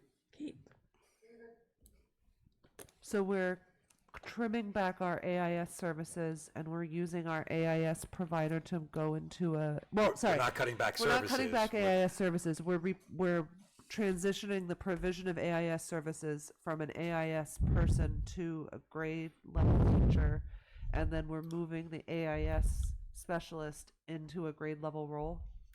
Jen, is that doable? Am I putting you on the spot? Yeah. I apologize. Think about that for the savings of Well, $49,000. then what we'll do is we'll really defer it. $50,000. We can defer it to, Jared, do you want to? I would just comment, philosophically, when you're making that reduction, we spent a lot of time talking about literacy and math test scores. Yep. This is your frontline defense to that. If you're making the reduction there, that's the decision that you're looking at. And I guess what I was saying, Jenna, was, is it schedulable? Is it something that we would be able to put into teachers' schedules realistically? Is it functionally doable? Even if we, felt that we would get the same level of, teaching? If I'm understanding correctly, you're proposing you would cut the AIS service that's being provided by 1.6 teachers, and then that level of instruction would then be absorbed by your classroom teacher. Well, that's not what I'm proposing. I'm sorry. Yeah, Is that this proposal? Is that this proposal? That's what this, this is an adjustment. Well, let's just do one proposal at a time. So is that proposal, does that make sense? Jared, can you evaluate that proposal? I see, so you would be reducing the 1.6, you'd be removing a 0.5, is that what's on the table? A 0.6, but then sliding that one over to the sixth grade. So you're gonna I have to. think So it's it- getting convoluted because you're talking people and position. You're cutting the position but talking about maybe moving a person. The Right. decision is cutting the reduction to The the reduction, service. right. So if we reduced, I guess my question is, The if, reduction is where the savings is. Right. It would arguably require a move of staff, but the reduction and/or savings is the 0.6 for about $50,000. so would we be cutting all AIS specialized, the provision of AIS by specialized personnel entirely, or would we be cutting it partially? That's what I'm trying to understand, what does this actually mean? Yeah, and can the teachers actually cover all tier levels? Is that within their, do they have enough time in the day to do that? It's recommended to have, obviously, it's better to have a reading specialist and a numeracy specialist do these jobs.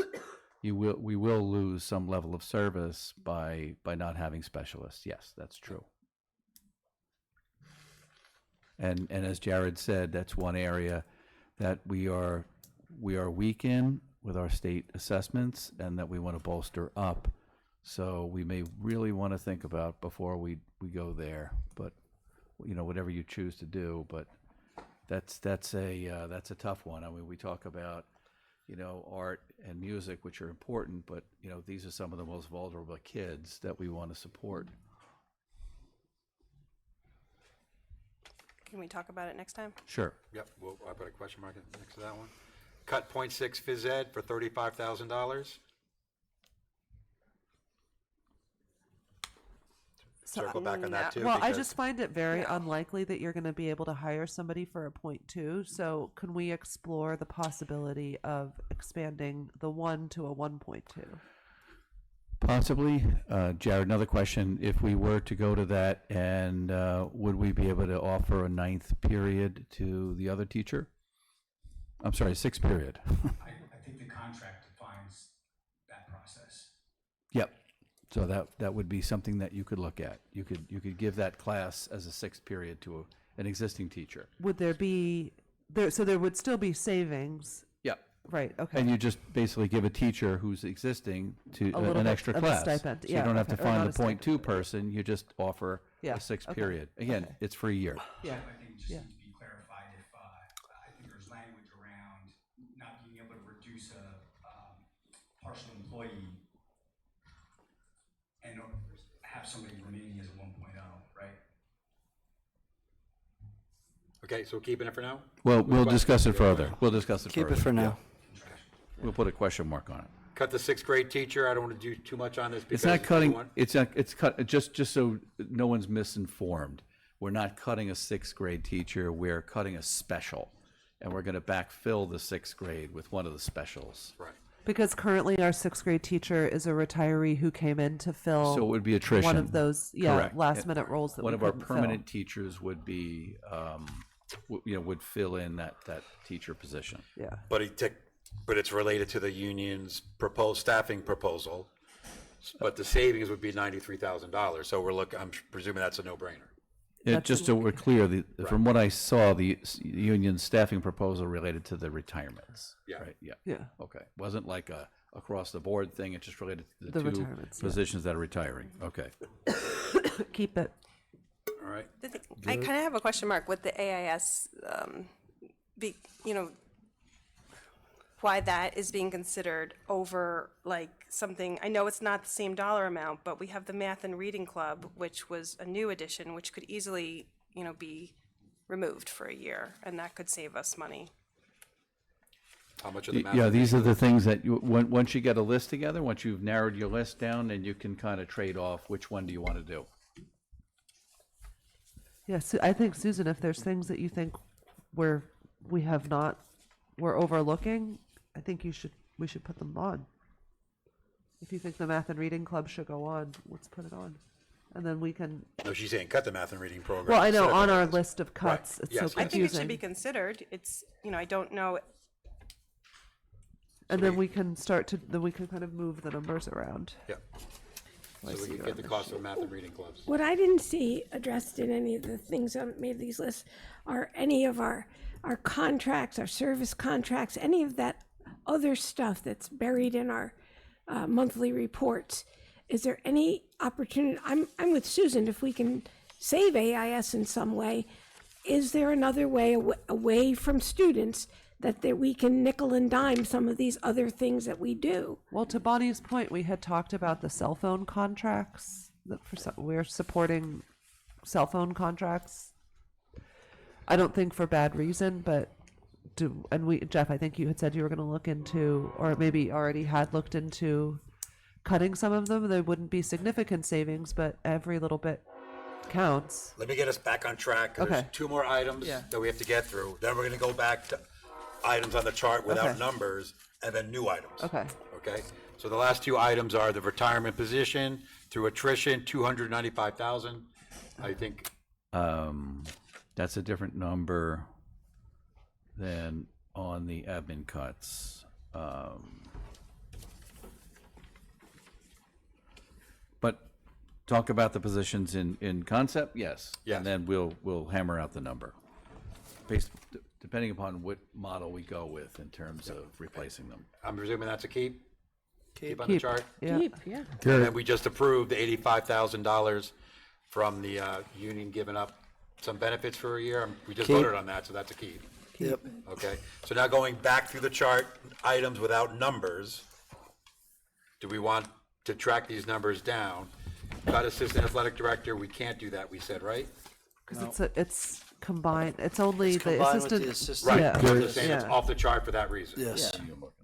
Which chart are we on now? So, Same Blue chart. chart, items page without- 2. Second page. Items without a number, Without a dollar amount. without a dollar amount. So, school association subscription? Right, cut school association was the next one. We were gonna. Jeff, middle We page. talked about it in concept, but we didn't have a savings, a potential savings number. It's the middle page.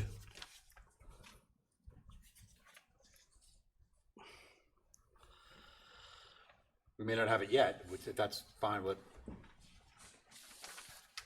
So in theory, we weren't sure if we could for various reasons. yeah, David- but if we David can, was- right, if we can, and even if the savings are small, I think that it's a cut. In the model of, in the mold of, every little bit helps, and if we can cut small things in order to preserve something of academic significance like AIS, that's where I would want to do it. Yeah, I mean, if, at this point, we don't have a number for this, right? Right, we gotta get the number, right, we've already said that, so it's just a matter of the number. You know where we are now? Yep. Okay. Testing. Testing coordinator, do we get an answer on that? That's a Is good it one. possible? That's a good one. What would the savings be? $5,000. But we're not sure if it's possible, or? It's possible. It So it's is? $5,000? Yep, mhm. Okay, so the answer is that's possible. Keep, So what would Keep it on the happen chart. if we didn't, so you're eliminating the position of testing coordinator? Is that what we're doing? No, we just have the administrators pick it up. Oh, okay. All right. So keep, Cut, nice, almost said a different acronym. Cut NYSBA and OC, OX is gone, I don't know why that's gone from the chart, but the association dues, I think you cut OXPA, but it was a small amount, it was like $750. But NISBA, because we're getting our board policies from them, I don't think we can do that if we're not a member. right, but the question was, that came up in the past, it can we came live up with in the that? past, one of the Live it for- suggestions for a was, what year. if we paused it for half a year or something? Can Yeah. we, Pause our policy. we'd have to book. pause the policy updating process, that's Yeah, true. Yeah. I think- Or we just have to do it ourselves. I don't But, you know, recommend the that. policies weren't updated for many, Brian, many I years. nominate you for chairperson then for that committee. Okay, but I mean, I would say, look, I mean, Then none I'm of these things, none of these things are anything people want to do, but our policies went unupdated for many, many years. I'm just having fun. Yeah, no, I totally get it. so what would pausing save then? That's what I was For a gonna half a ask, year. if it was 12. I don't know if we can do a half year or not. I guess they pro forma it. We'd have to call Chris. You can call them, right, and find out. But And so, find out what if we weren't a member, if we still want the policy book, how much more would it be? What is there any net savings? What do we lose if we're not part of NISBA? plus in terms of the policies, I don't know if we can do this legally, but there's a lot of other districts with policies out there. Can't we just look at their policies and use those as guides? No. Why? Oh, because it's illegal. We can't use their policies as guides. A little bit. Oh, I didn't know. That's why I didn't know if there was like no, it's fine. copyright concerns or something. because we'd be like yeah, exactly. Okay, it's copyright stuff. Okay. I did forward you the. And I'm just having fun with you. Oh no, Brian. it was just a straight up question. Yep. We also have required mandated trainings for new board members that we need to have Yeah. be members in Yes. order to, Right. you know, that's also through OXPA, but it's one or the other, right? I think OXPA doesn't offer all of them, but NISBA does. So Yep. if you had to pick the two, even though you know I'm a #1 fan of OXPA, I would say keep NISBA. Mm-hmm. Well, it's only $750, I think, for Oxbow. I don't know. It's Well, really I'd say keep that too, but. Yeah. So Okay. where are we? But basically, Chris is going to look into it. I'm sorry. I just wanted to ask a question for clarification on the 5K on the testing coordinator. I think that might be a duplicated savings. Just, I know you're sharpening the pencils up there. I think that's in. Oh yeah, you may be right there, Jared. That might be included in the data coordinator, right? Oh. Is that in there? You'll take a look at that for sure. Okay. So we'll double check that, it might be a dupe. Walter, you'll check So that Walter, out, that's right? part of your calculation? About. I'm sorry. Say again. The $5,000 for testing coordinator is already taken into account in the data analyst 105. In that salary. Oh, I see. So take it off then. So, Yeah, right, so, Okay. yeah, sorry, Gone. don't put the 5 Got it. in there. Thanks, Walter. So are we, we're, NISBA, we're gonna get more information. If Oxba is only 750, where are we on that? It's only $7.50. I would cut it unless there's a chance that we can use the training. Hold on, let me just say, for the, if the real benefit from NISBA, although I understand there's lots of benefits, is that it offers the mandated training that new board members have to take, and we can get that same training through Oxba at a fraction of the price.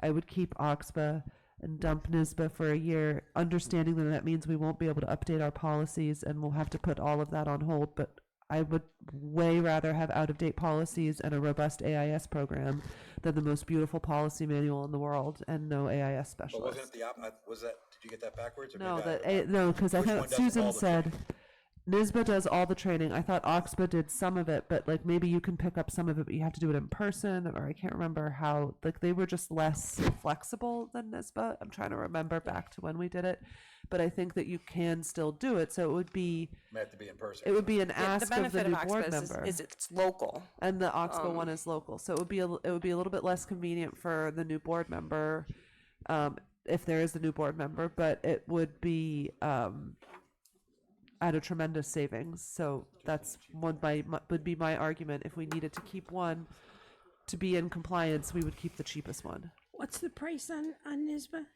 I think Is it's that like $12,000 or Yeah. something, wasn't it? Wasn't the NISBA? Yeah, Walter, it was, how much it was the up around that NISBA? area, yeah. So where are we on Oxbow? Yeah, I agree with that. I agree with the pros and cons. Just but keep where for are we? now. We'll Okay. just keep it on the Everyone list. agree? Yeah. That's I what mean, we're we need to looking get more information on NISBA and Cutting teacher supplies. Do we have any numbers on possibly cutting teacher supplies?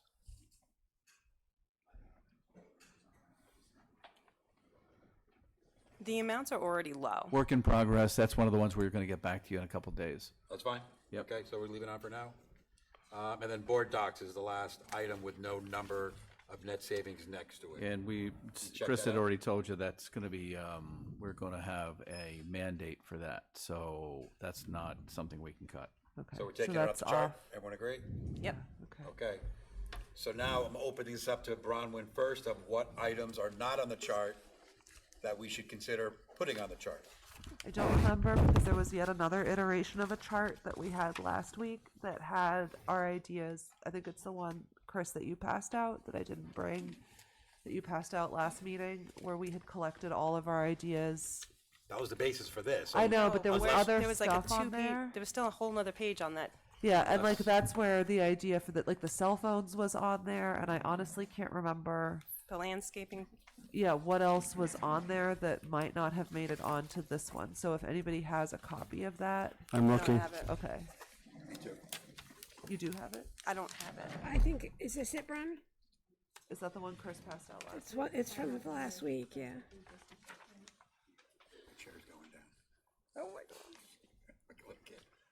I wrote on it at a past meeting, so it's, there's that one and there's this one. I mean, are there, just talking about some of these contracts with regard to landscaping, is our maintenance and grounds crew not able to cover all of the landscaping responsibilities? Or why do we need to have an outside person? We'll get more information on that. Okay. Oh, this was the sheet, right? I have the sheet if Yeah, you want so- me to. Sure. You want to Bonnie give it has to a you, copy Gary? of it. You can do it. Well, so we've already talked, so cut assistant athletic director, but Just don't read, Just stuff that we haven't don't read spoken about anything we haven't, we've already talked Okay. about, just anything we haven't. okay, gotta skip, we talked about a lot. I think it's only be one or two things. Yeah, Might be but the- just in case there's it might little be things that we thought of and then Cell phones and forgot. landscapings may be the two things. Yeah, there might be more. Oh, while they're looking at this, Jeff, this is a little bit off topic, but it has come up a lot, and I don't know if you can address it at this meeting or at the next one, but in terms of considering savings, the possibility of combining, moving physically the elementary kids into GFB and having everybody in one building and saving on the cost of running and maintaining GGM, the building GGM, for a year. Can you talk about that? Yes, our architect is looking at that right now. We have to provide a little bit more information to him. That's another one of the items we're going to get back to you on. So he's looking at what it would take to retrofit this building to bring the elementary students over here. And then what we would have to do is we'd have to get Walter and Brendan to calculate what the savings would be in terms of energy. The big problem with that thought is the gymnasium over there. So we still need to keep the gymnasium open for all the students. Yeah, here. Yeah. But so, and I know that we had talked about it, but just so that the public knows that some of the concerns are that building was built for older kids, so it's maybe appropriate for 15-year-olds, but not for 3-year-olds, and that there's certain legal requirements that we need to meet in terms of both sort of access to the facilities, but then also egress and ingress and use of water and various things that are very nuts and bolts and kind of in the weeds, but that are questions that need to be answered before we could do that. So we couldn't just decide to do it until we had made sure we could legally do it. Is that a fair representation? That's correct. Yep. And the architect is looking at that. And then for the tuitioning out question, something we're looking into the feasibility study. With what? The feasibility study. That's not a tuition, that's a two apples and oranges. Okay. Find anything else? Well, we have raised the minimum membership to run a club to 10. That's on here. Cut any bus service within the 2-mile radius. I think the things that. Well, we talked about that, yeah. Okay, you're good, Gary? Okay. Either we couldn't do it or we decided not to do it. Yeah, So okay. that's why those aren't on this list. Okay. Those are things we crossed off. What did we say about the guidance counselor? Oh, that was Jeff's that. list? That was the other list. Did you want to go through that one too? So wait, before that, We're holding off staffing to the next meeting. okay. Before that, there's something on here that I had put was cut legal services. Do you remember that? Yeah, what, I I don't know. didn't see Yeah. that on the I list forgot the here. conversation. So just so everyone knows, we've kept the legal service cost pretty flat every year, and we miss it every year. It's excessively higher than what we budget. So we spoke with David and asked how many additional hours we would project based upon, prior. And we calculated, was it, Walter, about 60 hours or something extra? Yeah. About 60 hours at the hourly rate of like $250 or something? Yeah, because usually you get a lower rate in the retainer. Once you go past the hours in the retainer, it's a little bit more. 47,000. So yeah, we've been budgeting like 47,000 for years, and we just don't seem to ever hit it. Our costs are very predictable and they've plateaued. The problem is we're always wishful thinking, some miracle, we're gonna use them less one year. It's cheaper to pay upfront hours than going over the retainer. So we've made horrible business decisions every year. By keeping it the same would be a horrible business decision. Let's put in the budget what we expect to spend, because we spend it every other year. It should be adjusted every year, based off of. We haven't increased. And to be fair, well, I don't wanna say it, I have to be careful how I say this. The law firm that we have retained is very good when they do bill us. What they could bill us. Favorable, you mean? Very favorable in our favor. So even the costs aren't even fair reflections And how of about what could be billed. and how about the suggestion that all board member questions go through you or the chair? That's not a budget question, that's just that's a practicality question. That wouldn't cut. Well, no, because if we have 10 questions for him, I might save a minute or two, but I'm still giving him 10 questions. It's just not 10 different people giving him 1 minute questions, it's me talking to him for 10 minutes. Will you vet the questions? It's negligible, but I don't think it's gonna cut, yeah. I think we kind of already do discuss things ahead of time so that we're not duplicating. And when someone calls, it's either, okay, Gary says, okay, you do it, and ask the same questions that he would have asked. And it's an agreement between us that we don't duplicate questions. I think the system is working now, but there's no way to make the hours put in lower. Yeah. I mean, Anything else? Well, I mean, she did have Bonnie? the landscape. I was looking through the Yep. list to see.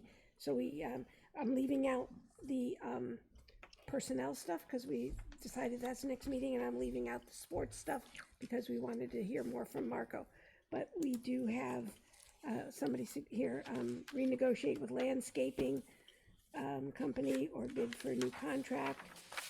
This one is a little bit different than what we cut supplies, a certain percentage across all departments. So that's not Yeah, just, I don't want to go through that list. We spoke about all these things, and we came up with art supply, so Okay. we've discussed all those. Anybody want to add something? I don't want to go through them all again. A question for Walter. On the BOCES line in the budget.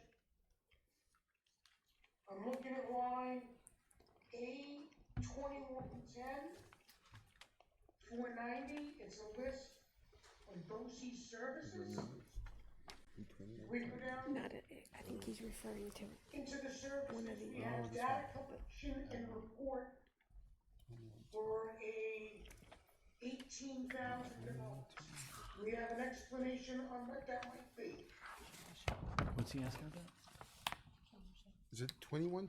It's on the main budget, it's not on anything we have. It's on I think this he's one? looking at the main budget. He's looking at the detailed. Appropriation thing. I didn't hear him. He's looking at the budget sheet itself. Yeah, the particular budget sheet has BOCES services, 2110.490. And in there is included an $18,000 charge for data collection and report. I'm just curious what it is, and if we could live without it. No, I believe that's our level 1, level 2 testing with the Mid-Hudson Regional Information Center. That's stuff we have to upload to the state. I'll verify it, but I'm pretty sure that's what that is. And that's a requirement. So Gary, if this is basically our list, although of course we've put on hold staffing considerations, so this isn't a complete list, but adding up the things that we said keep, what do you get? I have to adjust that number, but again, the number on this blue chart minus UPK, I think we took off the only other thing we definitely took off, I think, was the testing coordinator as a double, right? We had question marks, but nothing definitely. So I'm at 1.048 million. Well, and the assistant superintendent of curriculum position, that's cutting it entirely in any event, no Right. matter how it's filled. It's Right. Some of that money's going to come back. So let's take another $100,000 back out of that. So what do we have? Now that we have 1 million? It would be at least $100,000 less of savings. Yeah. That would put us under $1 million Okay. It'd be like 9,940,000. 940,000? Yeah, so like Yeah. 60,000 under $1 million. Did we officially add back in for consideration the after-school classes? Did The we? after-school classes? Yeah, because those are kind of like an extra. Yeah, the What is clubs. that? Where are we- Susan wanted to add I wanted to add back back for in club. after Where are school. we cutting it? This is what we're cutting. Yeah, she wants to cut. She wants It's to a cut from club. this list the club. Which club? Math. But we're not cutting it on this chart. I'm asking if we can add it so that we can cut it. She wants Oh, to add it that's for what the I'm saying. next, Okay. for the Well, I next was gonna- meeting. Yes, we can do that now. I So then misunderstood. hopefully we can take something else off. You know, It's the math and reading club, which is on this chart 3 times, but we don't run it. But we asked for numbers on that, so we're Yeah. waiting for numbers. No, we have it right here. It's on it's on this chart. I thought we were missing numbers on that. What numbers does this chart show? On the club's sport budgeted for 26-27, Here. towards the bottom, there's the math reading club, and it's listed Oh, 3 okay. times, because I think it's 3 different stipends. For 3 different individuals. So if we cut those clubs entirely, we would save. 5,100? Is that what it is? Yeah, ballpark.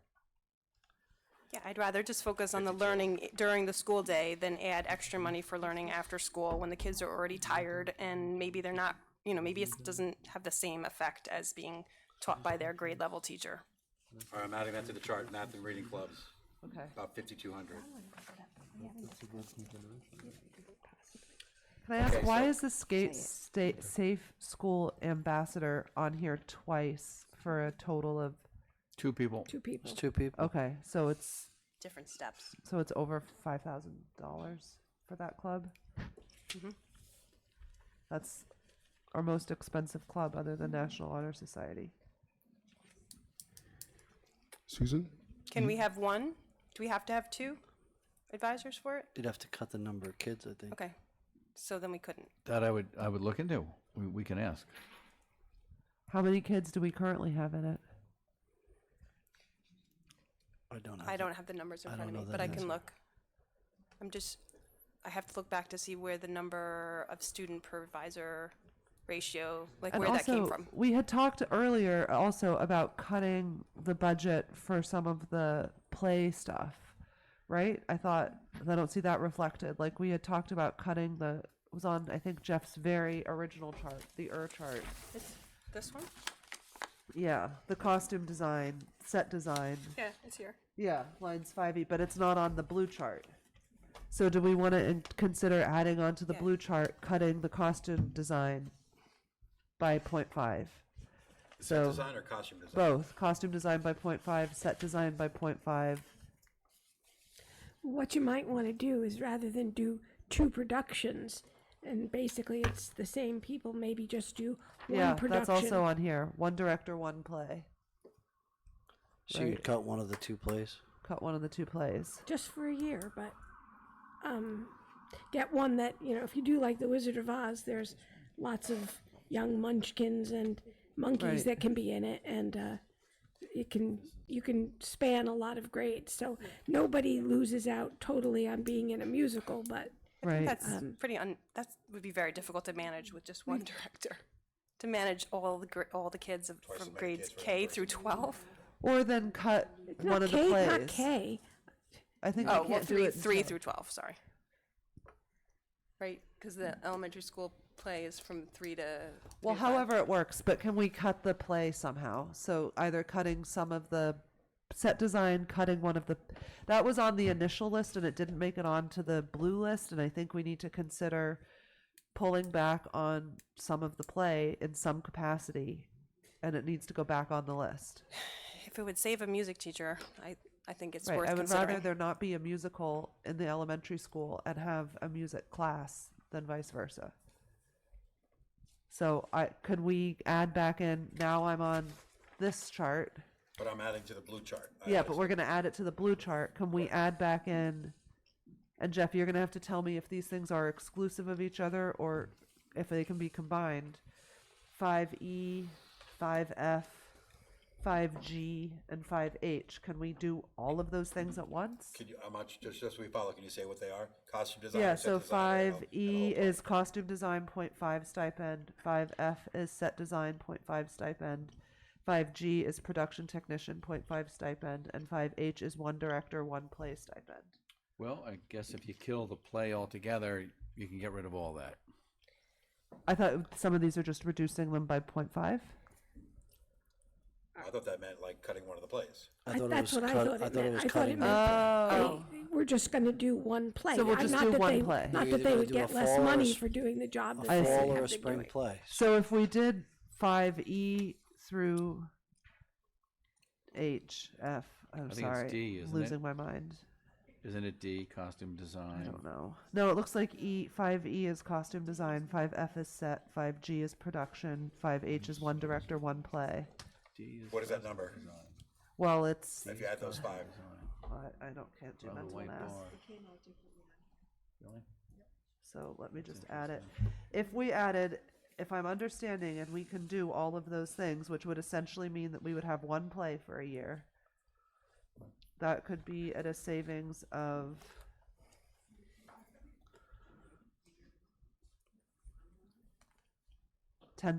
$10,645. Which ones are you adding, Brahman? 5E, 5F, 5G, and 5H. Oh, then there's also the co-curricular act play musical stipend, Do you need- 5I. Yeah. So I guess if you added that one too, if they can all be added, I'm asking a legitimate question. I do not know. That saves $13,645. That's some serious money for doing one play. I would be strongly in favor, as much as I love the plays. If we can keep an AIS person or keep a music teacher, I'd rather do that and give up a play. Walter, can you just confirm, is that resulting in, we're cutting one play and having one left? That was the idea. Yep, okay, I just wanted to verify that. It says 0.5, so I just wanted to make sure we were So I can accurate. add up all those numbers. So are we good to put that on the blue chart? I did. Okay, cutting one play Yeah, for it's- 13,645. As long as a couple people agree, it's on the chart. Does anybody else have a feeling about that? I agree. I mean, I hate to do it because I do enjoy the productions, and I think that our staff has done a great job with both the younger and the little bit older group. But I think in the situation that we're in for 1 year, that is probably a good suggestion. If it's to play for program or staff, I think we need to add the play to the list. Susan, do you have a thought? Or Will? Yeah, put it on there. That's fine. I just like to add to that, though, that I'm not in favor of reducing the music staff. Well, let's put it on so then we can take it off. So, same thing with the UPK, we might have to put things back on. Yeah, but I think we all agreed that we're taking that off for now, so that would be in the direst of circumstances that it would go back on, right? Yes. Mm-hmm. Okay.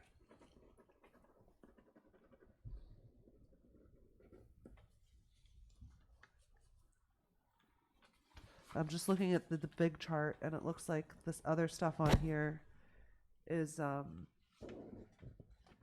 staff related and has already been dealt with in various iterations. So I think that's all I would add. Anybody else, before I summarize a couple things and give us a couple goals? Okay, so no particular order.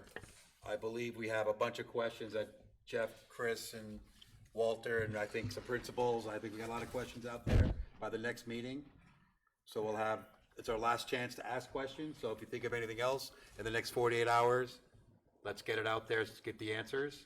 Our next meeting will be the last one before the final meeting, if that makes sense, right? Not necessarily. I mean, what? Two more times, Gary? Well, the consensus was to try to either meet Friday or Monday, depending on availability, and then Tuesday is the real meeting. Or think it would both be if we thinking had to. Friday and then use Monday as a last resort. Right. But Yeah. I might be traveling, that's why I said I won't know till Thursday, if I might be in the car Would you be traveling. able to Zoom or call in? Yes, Okay. from the car, yeah. Yeah. Is this Friday? What's Yeah. that? Friday, what time? Oh, remember we had talked about having to do it on the Jared? earlier side. Jared's got a I point? just wanted to share on Friday evening, we do have the middle school dance in the multipurpose room from 6 to That was 9. perfect. They can have that half, we'll have this half, it's perfect. They can ask questions if they have questions. We'll just do it. So we'll sort that out, but thank you. You had we had Yeah, thought maybe I'm not gonna be- 4:30. You responded that you Right. could do it. I can do 4:30, 6:30. I cannot do after on Friday. Okay, what time's the dance? 6 to 9. We'll Okay, all have to set up, so we'll just have to do it somewhere else. yeah, we'll sort that out. Yeah, that's still a conflict. Susan, can you expect- make it though? Things going on in I'll the do my arena? best, but it's better that we meet than wait for me. I mean, if anything, I'll be stuck in some traffic and I'll get here. So the plan is 4:30, the plan is, we haven't noticed this yet, think about it, 4:30, Friday, in the auditorium, I'm guessing. Will, do you want to say something? Are you traveling? I won't know till Thursday. But you could be in the car? I could be in the car. So you notice where you are in the car? Yeah, it's just So New York could State Susan, Thruway. so Susan could do the same.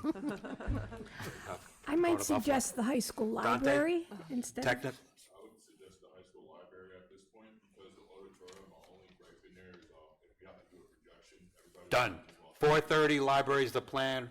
We'll finalize it by Thursday, 4:30, when we have to notice it. Sold. No, a good point. You won't have a microphone, so I'll have to use, like the Bluetooth conference speaker that we have. Okay, so we got a lot of questions for our admins, the 3 back there, 2 here, and Marco needs to be there to answer AD questions. We know that we have to talk a lot of staffing issues, so please look at the union proposal and see how it fits in with everything. It's kind of like a game of Jenga.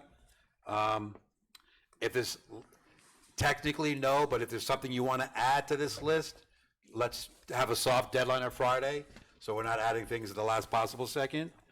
And then we have to realize that by next week, so really kind of on Friday to start it, we need to target what number are we targeting, meaning how much savings are we trying to cut? Because then we can work off what we think that tax increase will be, so we can figure out if that's marketable, and that's what we're going to go with on Tuesday night. To get there, we're going to have to prioritize items too, right? Nobody wants to cut any of this, but if it came down to it, if we think we need our target number, we got to cut another 100,000, think in your head, what's my next 100,000? Won't hold you to it, but we need that to start getting there. So Does that make sense? are you looking for us to take a copy of this and prioritize it from? What's, if we had to cut another 100,000, really both ways. If we can keep 100,000, what are we saving? If we got to cut 100,000, what are we cutting? Because we have to get a target number, right? We have targets numbers of 1.5 million, 750, 1 million. We got to pick our target number as well. Okay. And we have to, whatever Jeff is suggesting in terms of administrators, we need to know the number, right? Yeah, that was one of the, we have a lot of questions. If there's, let's try to, it's a short deadline. See if you can get those numbers before the meeting in case something's missed, like maybe by noon on Friday, we're getting all the answers. Because if we realize there was something that's not answered, we got a couple more hours to get it. Is there a way on Friday we could just work from one list? Yeah, Thank that'd be you. good. That would be very good. Yeah. Yeah, I propose our list, because that's Jeff's list, there's other lists. This was the board list that we came up with. But we never looked at Jeff's list. I have. We did not include items that we mentioned tonight. If you think there's something I on just went that through. list, I just went through Jeff's list yeah, and I think pulled we it. have. There's If you think other things on Jeff's list that we haven't talked about. Those are all staff related, and we were holding staff discussions. So to the extent that there's anything on Jeff's list that you want to, I mean, I guess we could talk about it now, but to also, since this list was created, I think we've gotten more information because of the proposal, and now we know about the retirements. So, I mean, yeah, we can still totally use this list and we can combine the two lists, but I think we have talked about a lot of the stuff. Although if there's particular things you want to raise, you should raise them. I think we spoke of them. I think so too, but if we're wrong, bring it Friday. So I'm just looking on here, I should have paid more attention. You have switching chess and gaming club with robotics club. Would that meet the STEM requirement? Yeah. And do we know if the person who's doing chess club would be interested in doing that? I don't recall, Bonnie. I can find out. Oh, I see. So we would have removing the chess and gaming club. Can we add that to our list? Well, I'm not saying, I'm saying switch them with the Right. robotics Well, yeah, club, because that meets the STEM But requirement. we don't have a robotics club currently, do we? No. Right. So it's like changing the club, basically. So canceling one club and putting in another club. I guess the idea being if you like chess, you probably also like robots. Where'd you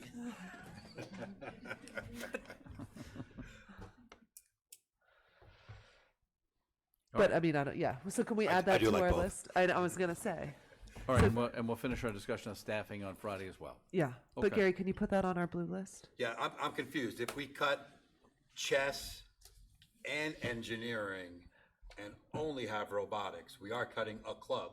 We would be cutting chess, and then the engineering club could be the robotics club or the engineering club or whatever But it we are is cutting that a club if met. we do that. Yeah, but we would be cutting the chess club, not the engineering/robotics club, because that's our club we need for the STEM certification. Didn't we just add the chess club? We did. Okay. It was a one-year this pilot. year. Yeah. Well, it kind of makes sense, you cut the more things you just added. Same thing, What was the participation rate? in that You know what I would like there's to no ask? number on the Can- sheet. Can this get updated? What is that? This is is the number the- of participants, some The of this is number of incomplete. participants in the That's what I different emailed today. clubs. Yeah. I know we kind of were racing to get that information. Could we get the number of participants, students that have participated in these various clubs, and the hours logged year to date? The hours, I do know that they don't get the hours until the end of the school year. It's just it's an estimate. Is it 5? Is it 105? I can ask. If we could just fill this in a little bit so we understand for these different clubs what the participation rate and that. Yeah, we might also want to look at if the same students are in all the same clubs, it'd be kind of hard to pull that off because they're should be running around the same time. We should look at some of that too.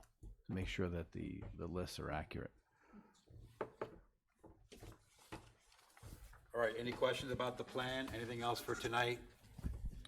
We got a lot of questions to be answered, and hopefully we can make some progress on Friday, 4:30 in the library. Yep. So we High could, school- the high school so we can library. notice that. The high school library. High school library. Are we tentative for Monday?